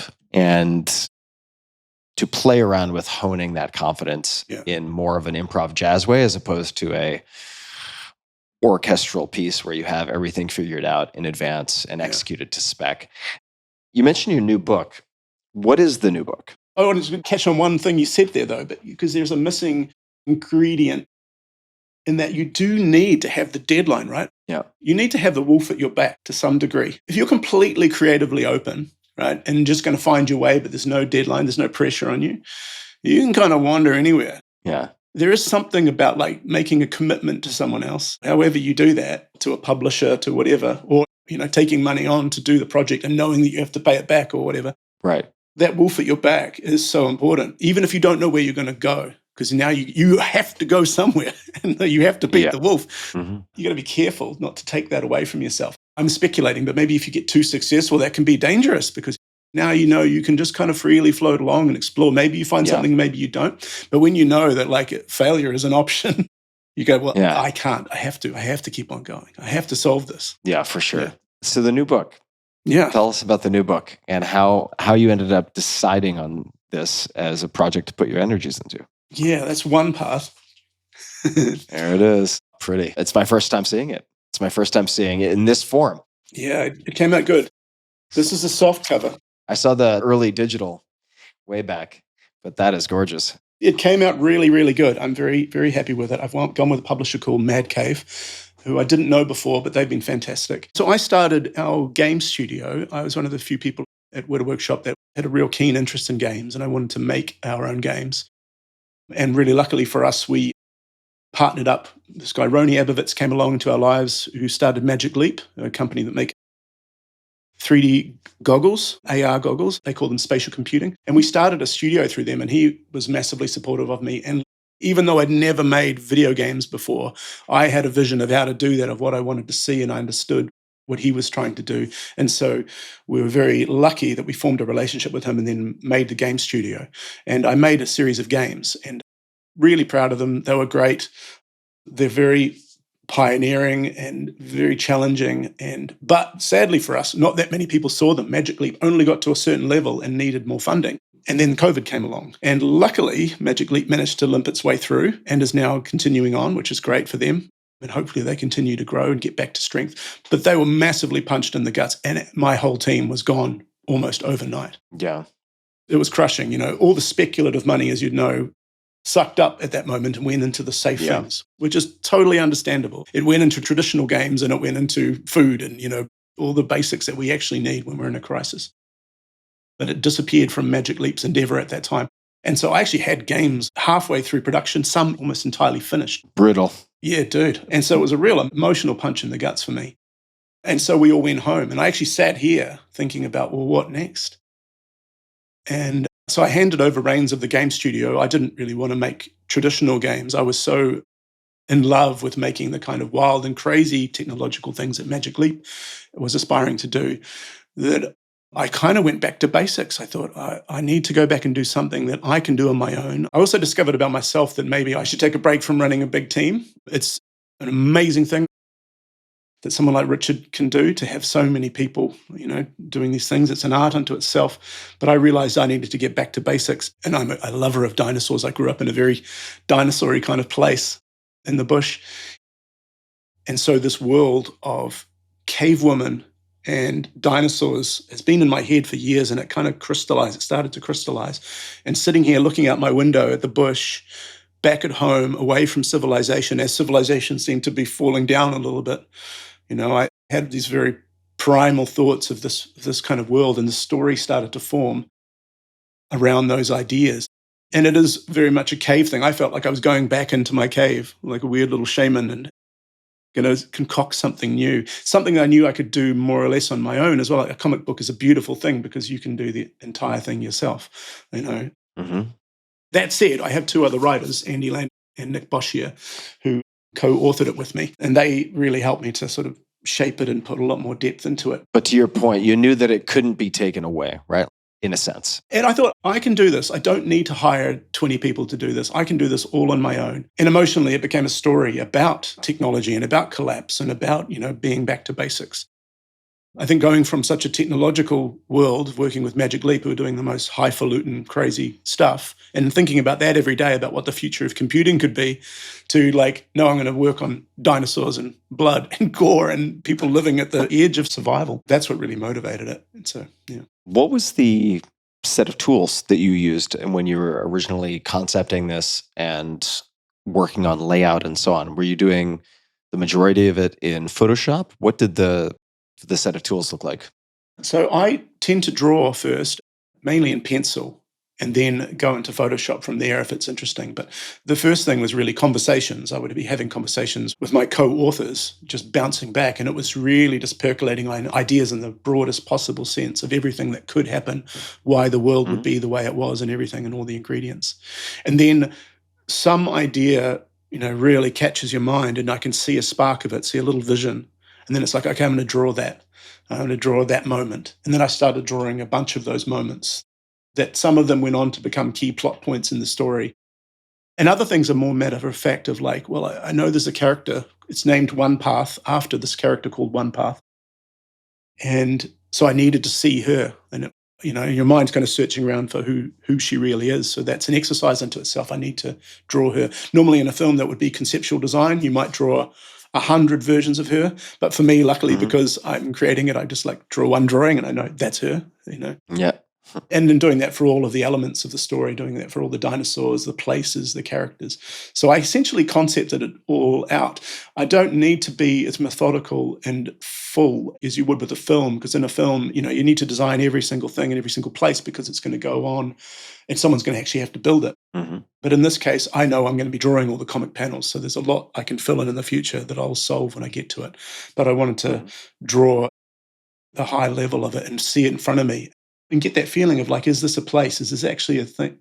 That drawing it all and spending the time with it gives you a chance to live in it and feel, does it make sense? Do you want to move further into it? Do you want to explore more? What are the best places for people to visit? Or maybe a better way to phrase the question is, how can people get a taste of your artwork and storytelling? That certainly includes One Path, so you can give people an idea of where and when they will be able to get that. But also if they want to get a taste for the many flavors, Greg Broadmore, I don't know, wording's a little awkward, but you get the idea. Yeah. Where should they go? I've just actually released a new website at long last, gregbroadmore.com. My partner made it for me. I've always just relied on Blogspot and Instagram and all that kind of stuff, never actually done a decent website. So finally I've got a good website and it's got a bunch of content up there actually. And I'm also on Instagram. But yeah, it's probably not comprehensive, but it's got a ton of my work. And then One Path, what's the timeline and how are people going to be able to get it? One Path, yeah. So One Path comes out April the 8th. That's like a month from now. That is very soon. I don't know when you release this, but yeah, hopefully very soon for your audience. Within a few weeks of recording this. Yeah. And it's a 200-page book, but there's actually 3 more books altogether. There'll be 4 books in total, each about the same size. I've already been doing it for when was the pandemic? When did that start? I've lost track of time already. Boy, 2020. Yeah. 2020's been 5 years. I feel like I just started it, but I've already been making it for 5 years, and I'll probably be doing it for another 2 years yet. So. Yeah, that's wild. Do you have any aspirations to see it expand beyond comic books? Have those ideas started percolating, or have you put those on a leash so that you can focus on getting the work done that's at hand? I really pushed that stuff away, actually.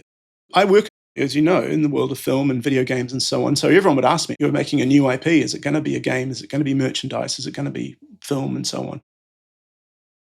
And actually, I was completely uninterested in that. And I don't know why. I'm not being dismissive of those things because I've made them and helped to make some of those sorts of things. But I realized it's because I wanted to keep the thing as pure to itself as possible. There's a bunch of weird and possibly challenging ideas in One Path. I would just run the simulation in your head. There's going to be nudity in this book, right? Yeah. If I think this creative world has to solve these other paradigms, film, games, whatever, then I know I have to curtail some of the decisions. You'll start censoring. Yeah. Or you'll start editing. Censoring in the worst, but editing in ways that sort of take all the edges off and make it less unique. So I thought, no, it's a comic book. It's purely a comic book, and I'm going to do the things that I can do there. And then if I'm so lucky down the line that the opportunity arises for it to be other things, then great, we can adjust it there, but I'm not going to think about those things at all. In fact, if I'm honest, I was almost a little disdainful. I was like, no, this is a comic book. This is like pure, baby. You know? I should say graphic novel. That's the grown-up word for it, but I still call them comics. Yeah, graphic novel, the tuxedo, the sort of black tie version of the comic book. Yeah. I'll point people to One Path, certainly in the show notes, and link to the website as well. When you reflect back on your work and time with Wētā Workshop, can you think of an example of something that was particularly hard to pull off that you ended up being very proud of? I'm just deeply interested in following you through that journey, having you tell a story of any project that comes to mind. The one that resonates for me is District 9. I got to work on District 9, which was Neil Blomkamp's debut film. I'll tell you the whole arc of that and jump into a couple of moments from it, but I know other people had this experience. It started as Halo, and actually we started working on Halo, sort of a feature film adaptation of the video game, amazing video game. It started there with no director. And so Richard just said, you know, we might be working on this. Peter's trying to produce it. He's going to try and find someone. Let's just go. And we don't have a script. We don't have anything. We just have the game. And so we actually spent a long time creatively exploring that. And then we met Neil Blomkamp. That was a revelation. I had my doubts about that as a film because I thought it's a great game, but, you know, how can this be a film? I wasn't even quite sure. But then when Neil turned up, and he'd never made a film before, I'd seen his little shorts. So I was like, holy hell, okay, now I get it. This guy has got a style and a vision, and it's completely unlike anything else. Now I can see the film. This is going to be amazing. But then all of a sudden, one day, that whole film fell over. Now, at the time, just for context, at the time, what had you been brought on to do exactly? I was doing concept design. What Workshop would have done, I don't know, but the aspiration would have been to make many of the props and vehicles. In fact, we were making a warthog. Yeah, we were making many, many elements of the physical aspects of the film. But the whole thing fell over. I had poured my heart into that film. I had worked so hard and loved the work that I'd done, and none of it will ever be seen. It's all locked away. Oh. I'd done hundreds of drawings, and my friends had done hundreds and thousands of drawings and illustrations. It's just astonishing amount of work. And then one day, it was just gone. Film's done. And then one day you're depressed. And then the next day you're just like, well, got to keep on going, right? You get up and move on to the next thing. And then all of a sudden, the idea of District 9 came along. And we'd seen Live in Joburg as short. That was the basis for that. And that was like, this is even more exciting, right? No disrespect to Halo, but if this can happen, we get to create a science fiction world from the ground up. It can be whatever we dream up, right? And Neil has a crazy imagination. So this is going to be fun. And it was. But Neil, like many directors, he knows what he wants. He has complete confidence and faith in himself, knows when he doesn't like something, right? But is happy to change course immediately if he feels like that's not working, right? And so the story, I would say, of like challenging thing, overcoming it, this happened to me, but it happened to other artists as well. I designed many aspects of the film, mainly the robotics and the weapons and spaceships and stuff like that. And I was working on the exosuit robot, and we designed a full organic alien that I really loved. It was a grown robot, as if it had like skin, and it was actually manufactured using organic techniques. And so I thought it was a really interesting idea. It had hair, and it looked robotic, but it also looked really different. And I thought it looked cool, but I had my own little doubts about parts of it, but I really liked it. And we even went so far as to build a huge prop and ship it to South Africa. And they shot scenes with Sholto Copley in the thing. So I'm like, this is cool. And then all of a sudden, Neil just changes his mind, right? Like, no, it's not going to work. That thing doesn't quite work. I want something bigger, scarier, heavier, right? And so again, I had that same moment at the end of Halo of being like, ugh, right? My design that I poured months into, that my friends built, that's nothing. That's just air now. Goodbye. And then you have to like snap yourself out of it. You cannot be depressed. You can't be bummed. You're just going to be like, okay, now I've got this new problem to solve. I got to figure out what this next version is. And I think I probably did like 30 designs in the course of a week, right? Just working my ass off to create as many options as possible. Part of it's competition. It's like I wanted to make sure I got my design in there. It's the wolf at your back. And the thing that came out of it was even better, right? Neil was absolutely right. He got the thing that solved the creative problem that was this threatening, scary, but also superpower for Sholto to wield. And by the way, for someone else's experience, the guy who designed the aliens is a friend of mine, David Meng, amazing sculptor. He had a similar experience where he worked for months on an alien design, and we made it as prosthetics. It was all going to be prosthetics. You put guys in suits, and then they walk around wearing these alien prosthetics. He sculpted this beautiful design, beautiful prosthetic. They painted it, sent it to South Africa, and then Neil went, like, don't work. Did Neil give reasons, or was it just a very simple, doesn't work, we need something else? I can't remember. In my mind, it just doesn't work. Niels doesn't have a lot of fluff. He may have given more. I can't remember. But anyway, I saw in Dave what I felt, right? Which is this like, ugh. Oh, yeah. He had made a Fabergé egg of astonishing detail, right? This beautiful thing. And then goodbye, it's dust. The experience is just so common in making film. But anyway, the alien that he made out of that, he collapsed to the floor and then he pulled himself back up. And the next day he was sculpting the new thing. And what finally made it to the film was even better than the other designs.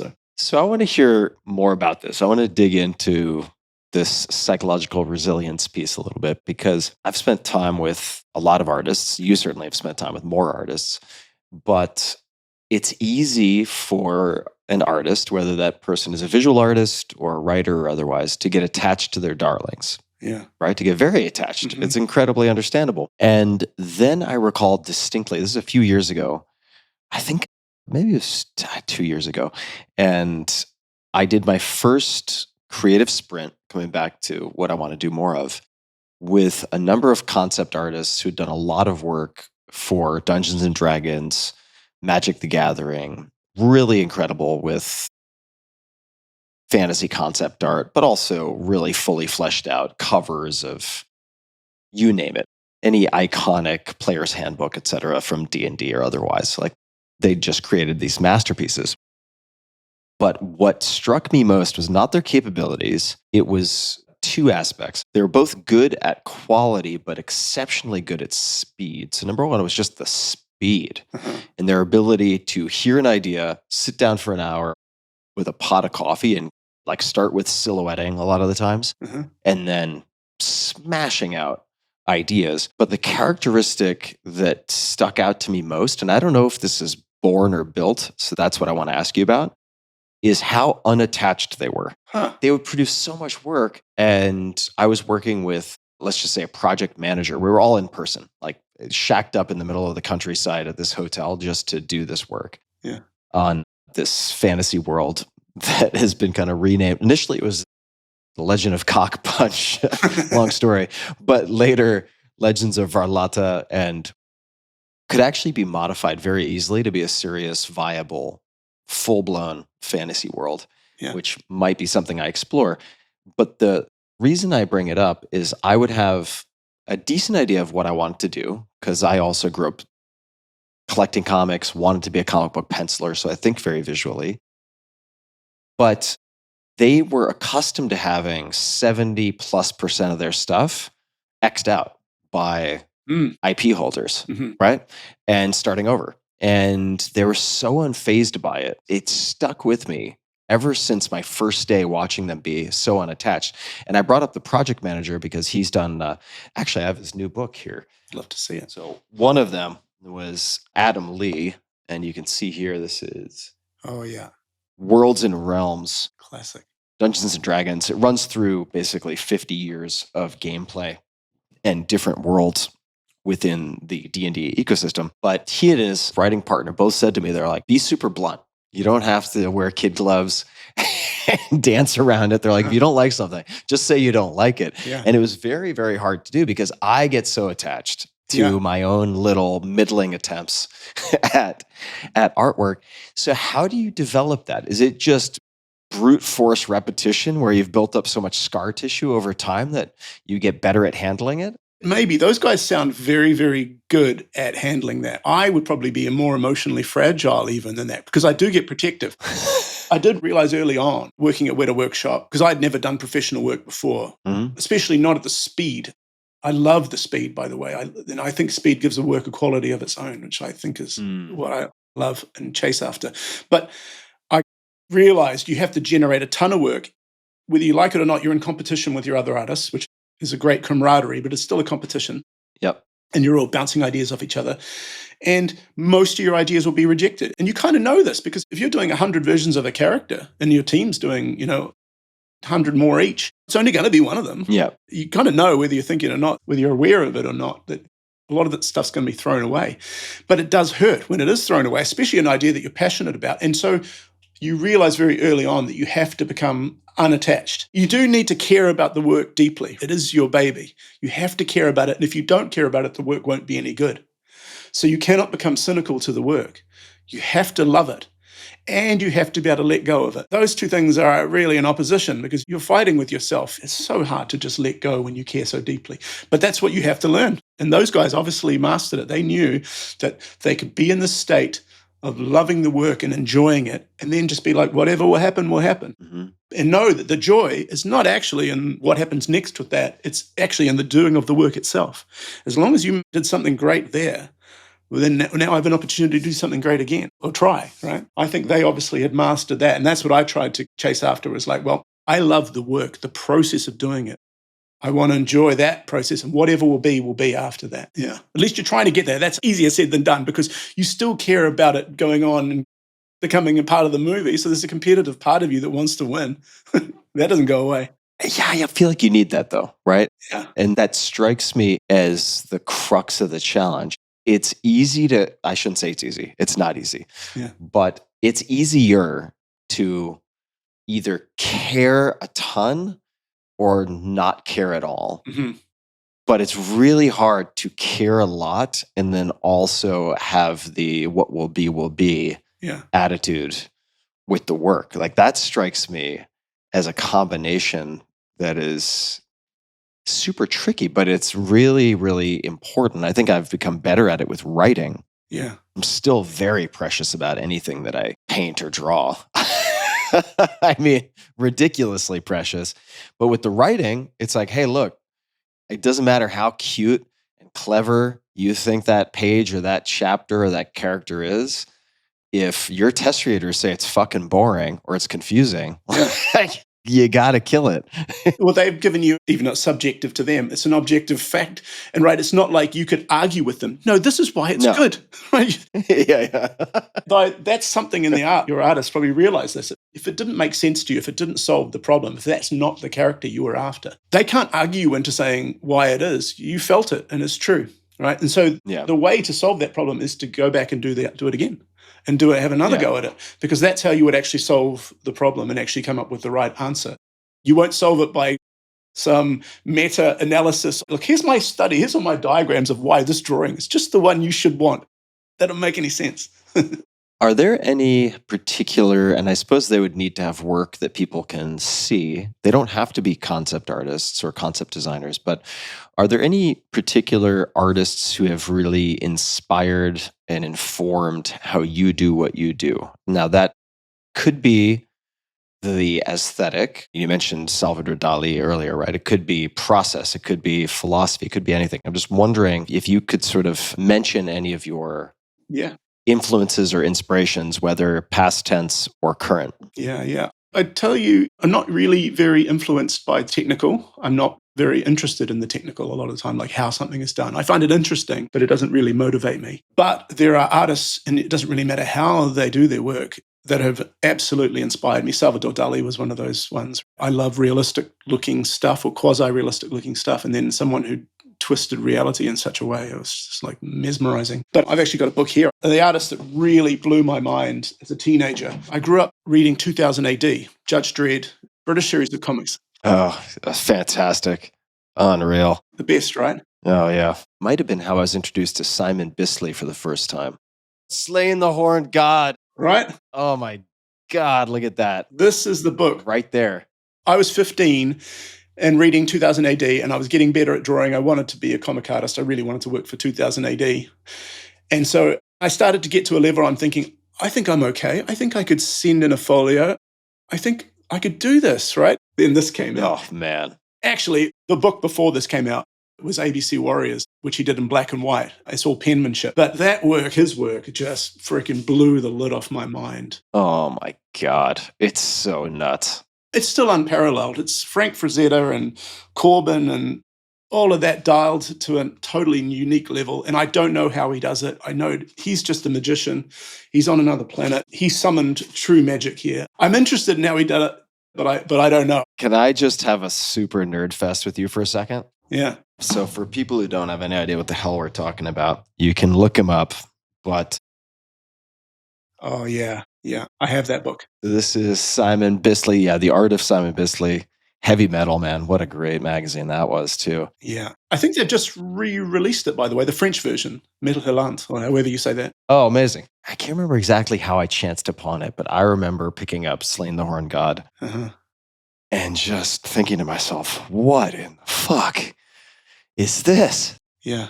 How is it even possible? How is it even possible? Yeah. And then his work on Lobo, I remember that very distinctly as well. Mm-hmm. Just an incredible, incredible artist. Now, are you inspired or deflated? Both. Yeah. To nerd on him for one more second, though, did you ever buy Yeah. the Bible, his Bible? No. He did works from the Bible, from both Bibles, Old and New Testament. Mhm. Dude, go out and buy it now. I don't know if it's still in print, but there's 2 volumes of it, and they're absolutely incredible. Really raw, but beautiful. But to your point, it was both deflation. It was like that rug pulled out from under you. Like I thought I was maybe good enough, and then you realize, no, the level is up here somewhere. The ceiling just went way up. And the ceiling was already very high. So Yeah. this was a great thing to happen, really. It was Mhm. depressing. I was actually really like punched in the guts by that as well.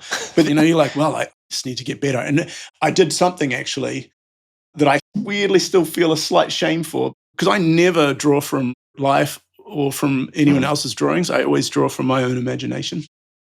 But I started copying some of his drawings for a while, thinking that if I could just like figure out like how he does his line work or something like that, it was useless. It was a waste of my time, but I did it for a little while. You mentioned 2 other names. So Frazetta, Frank Mhm. Frazetta. Yeah. And for people who don't know Frank Frazetta, I mean, go look at everything you can find. The true great. I remember being so enthralled by this, not going to do it justice, but Viking-like character with the kilt, with Yeah. the polar bears pulling the Oh, yeah, chariot, yeah. and his mastery of not just the male figure, but also his women are just like, I mean, Yeah. come on. Oh my God. Unbelievable. Those butts.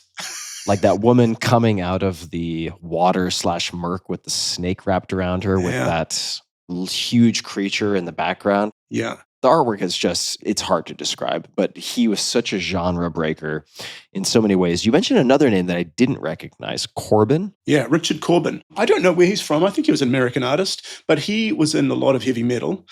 And in fact, there's an homage. One of my favorite moments in Slain is, I won't find the page, but there's a homage where they talk about the Slain being the king of kings. And in the background of the shot, there's Slain being throned as the king of the Celts or whatever.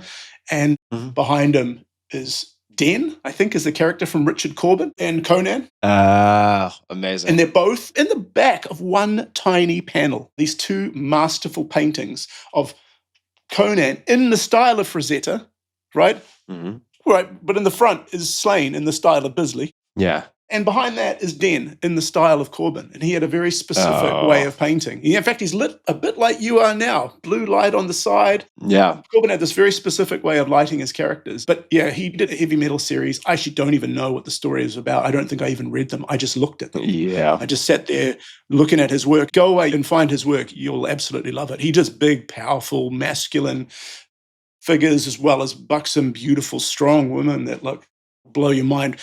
Yeah, you'll love it. You'll love it. Okay, cool. I'll check it out. I saw, believe it or not far from where I'm sitting here in Austin, Texas, I saw my first original Frank Frazetta piece, which is owned by Robert Rodriguez, who's a famous film director. He did, Sin City. He's worked with James Cameron on Alita Battle Angel. He's done tons and tons of movies. And he collects objects, kind of like you and Richard also. He's just got the best toys. And he has a Frazetta piece when you walk into his house. And it's lit as if it's in a dungeon of sorts with this very dramatic lighting. And it's amazing work.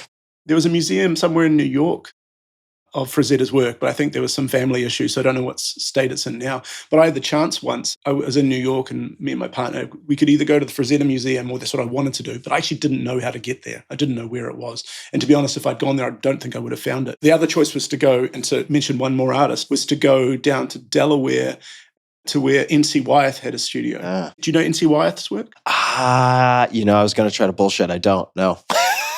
He's an illustrator from the turn of the last century. He did like famous book illustrations of like pirates. I was going to say, was he kind of like Leyendeckers vintage? Yeah. In that era, maybe a little earlier. Pre-Rockwell. Yeah.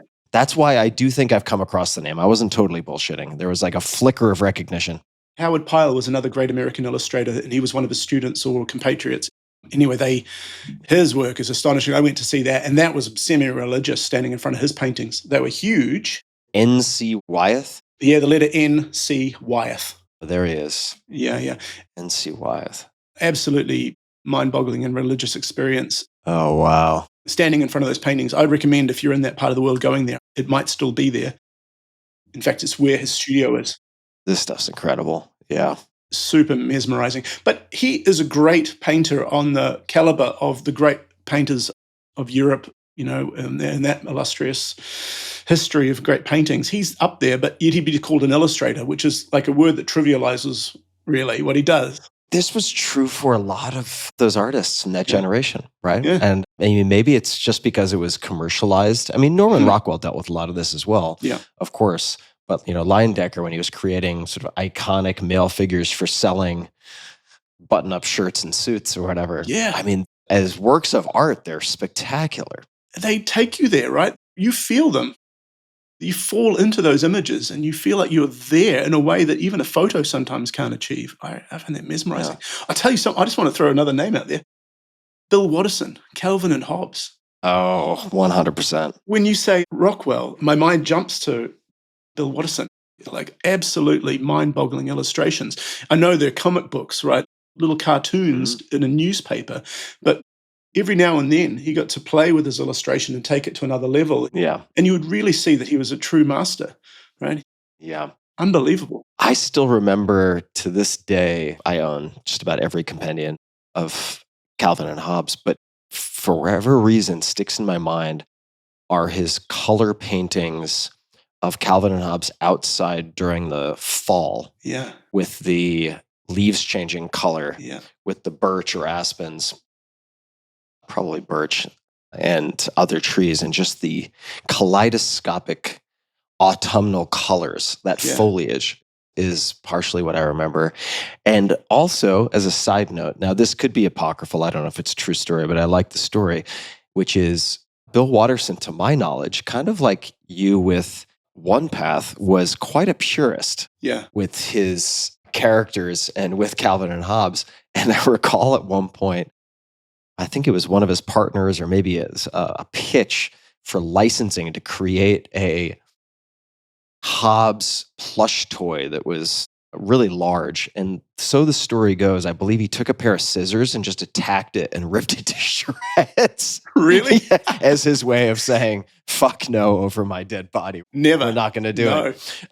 Which I found so endearing. I mean, I like to believe it's true. Yeah. Is he still going?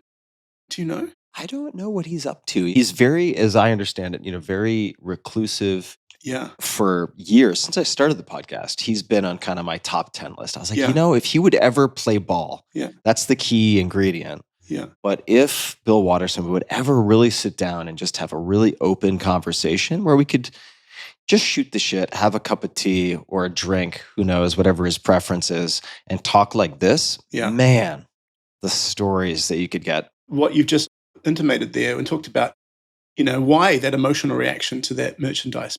Even if that's not specifically true, it's true that he didn't really want to commercialize it in those other ways. Why? Yeah. I would find that really interesting because I totally understand. I'm maybe not as adverse to that as he sounds like he was, but I think all the time about the reasoning for making art. Why are you doing it? Yeah. What is art about?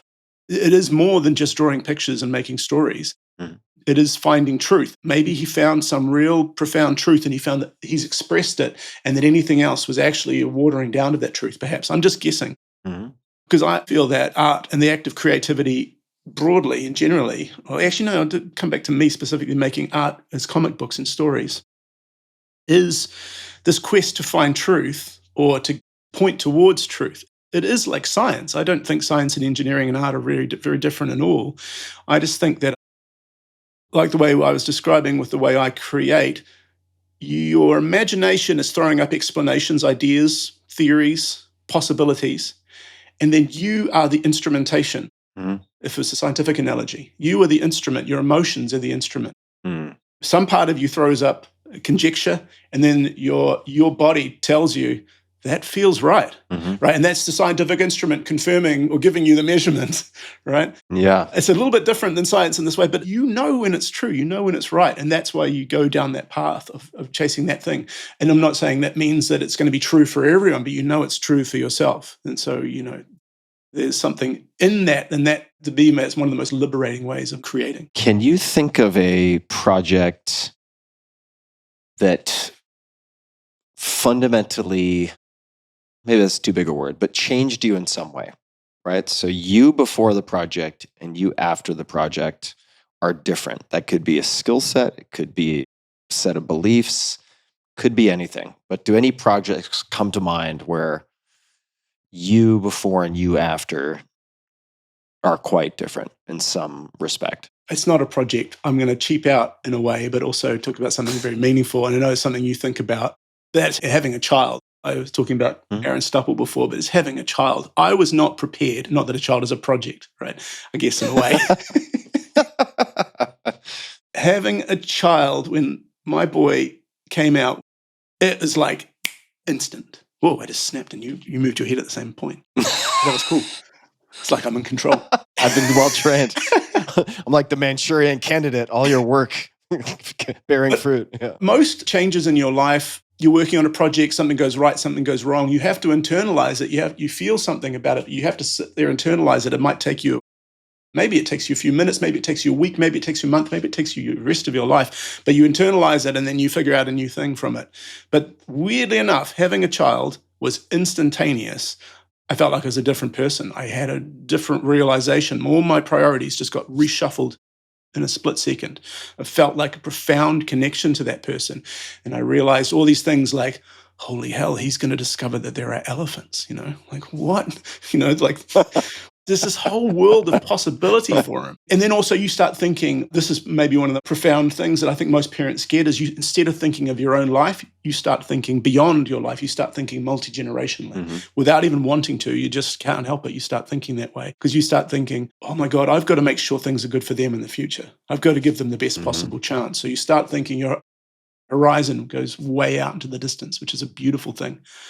And then there is the mirror of a child, and that everything you do is going to be reflected back at you. So you can see the good and the bad, right? And selfishly, it's a chance to learn because you realize when you're doing something, and this is a bad choice, I shouldn't have talked to him that way. I shouldn't have pushed him to do that. I shouldn't have, right? You can immediately know, you feel it. And it's like, oh boy, you want self-help? Be a parent.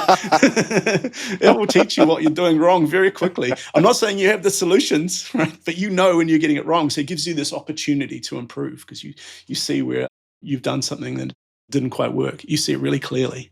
Well, that's hopefully my next big adventure. I got to work on some prereqs, but that's definitely the orientation at this point. Do it, man. Do it. You won't regret it. I'm excited about it. Really excited about it. And Greg, we've covered a lot of ground here. You know what work of yours has stuck in my mind selfishly because at some point I'd still like to do a collaboration of some type. I would love that. It's the bestiary that you created with the scaling for human size. Do you know what I'm talking about? Oh, yeah. Yeah, for the Dr. Grordbort's world.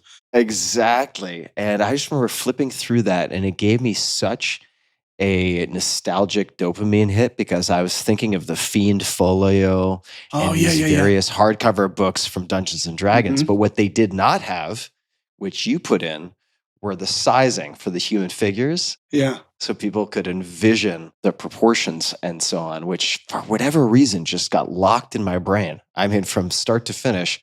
I love National Geographic and creatures in general, animals and so on. Rendering the body of something like that is just really, really fun and mesmerizing. You kind of lose yourself in it. But I had this book as a kid. Yes, Dungeons and Dragons and the Fiend Folio, those kind of things. I loved all of that with all the stats. And if you read the Grordbort's books, I'm kind of riffing on that and making fun of that. It's kind of like someone who's clearly not a scientist writing this information. Maybe they've heard it third hand and they really don't know what they're talking about. It's kind of taking the piss out of itself. The other thing was a book, I've forgotten the name of it now, but it was a book from would have been the late 60s, early 70s. And I found it in the public library as a kid on alien worlds. Man, I'm forgetting the name.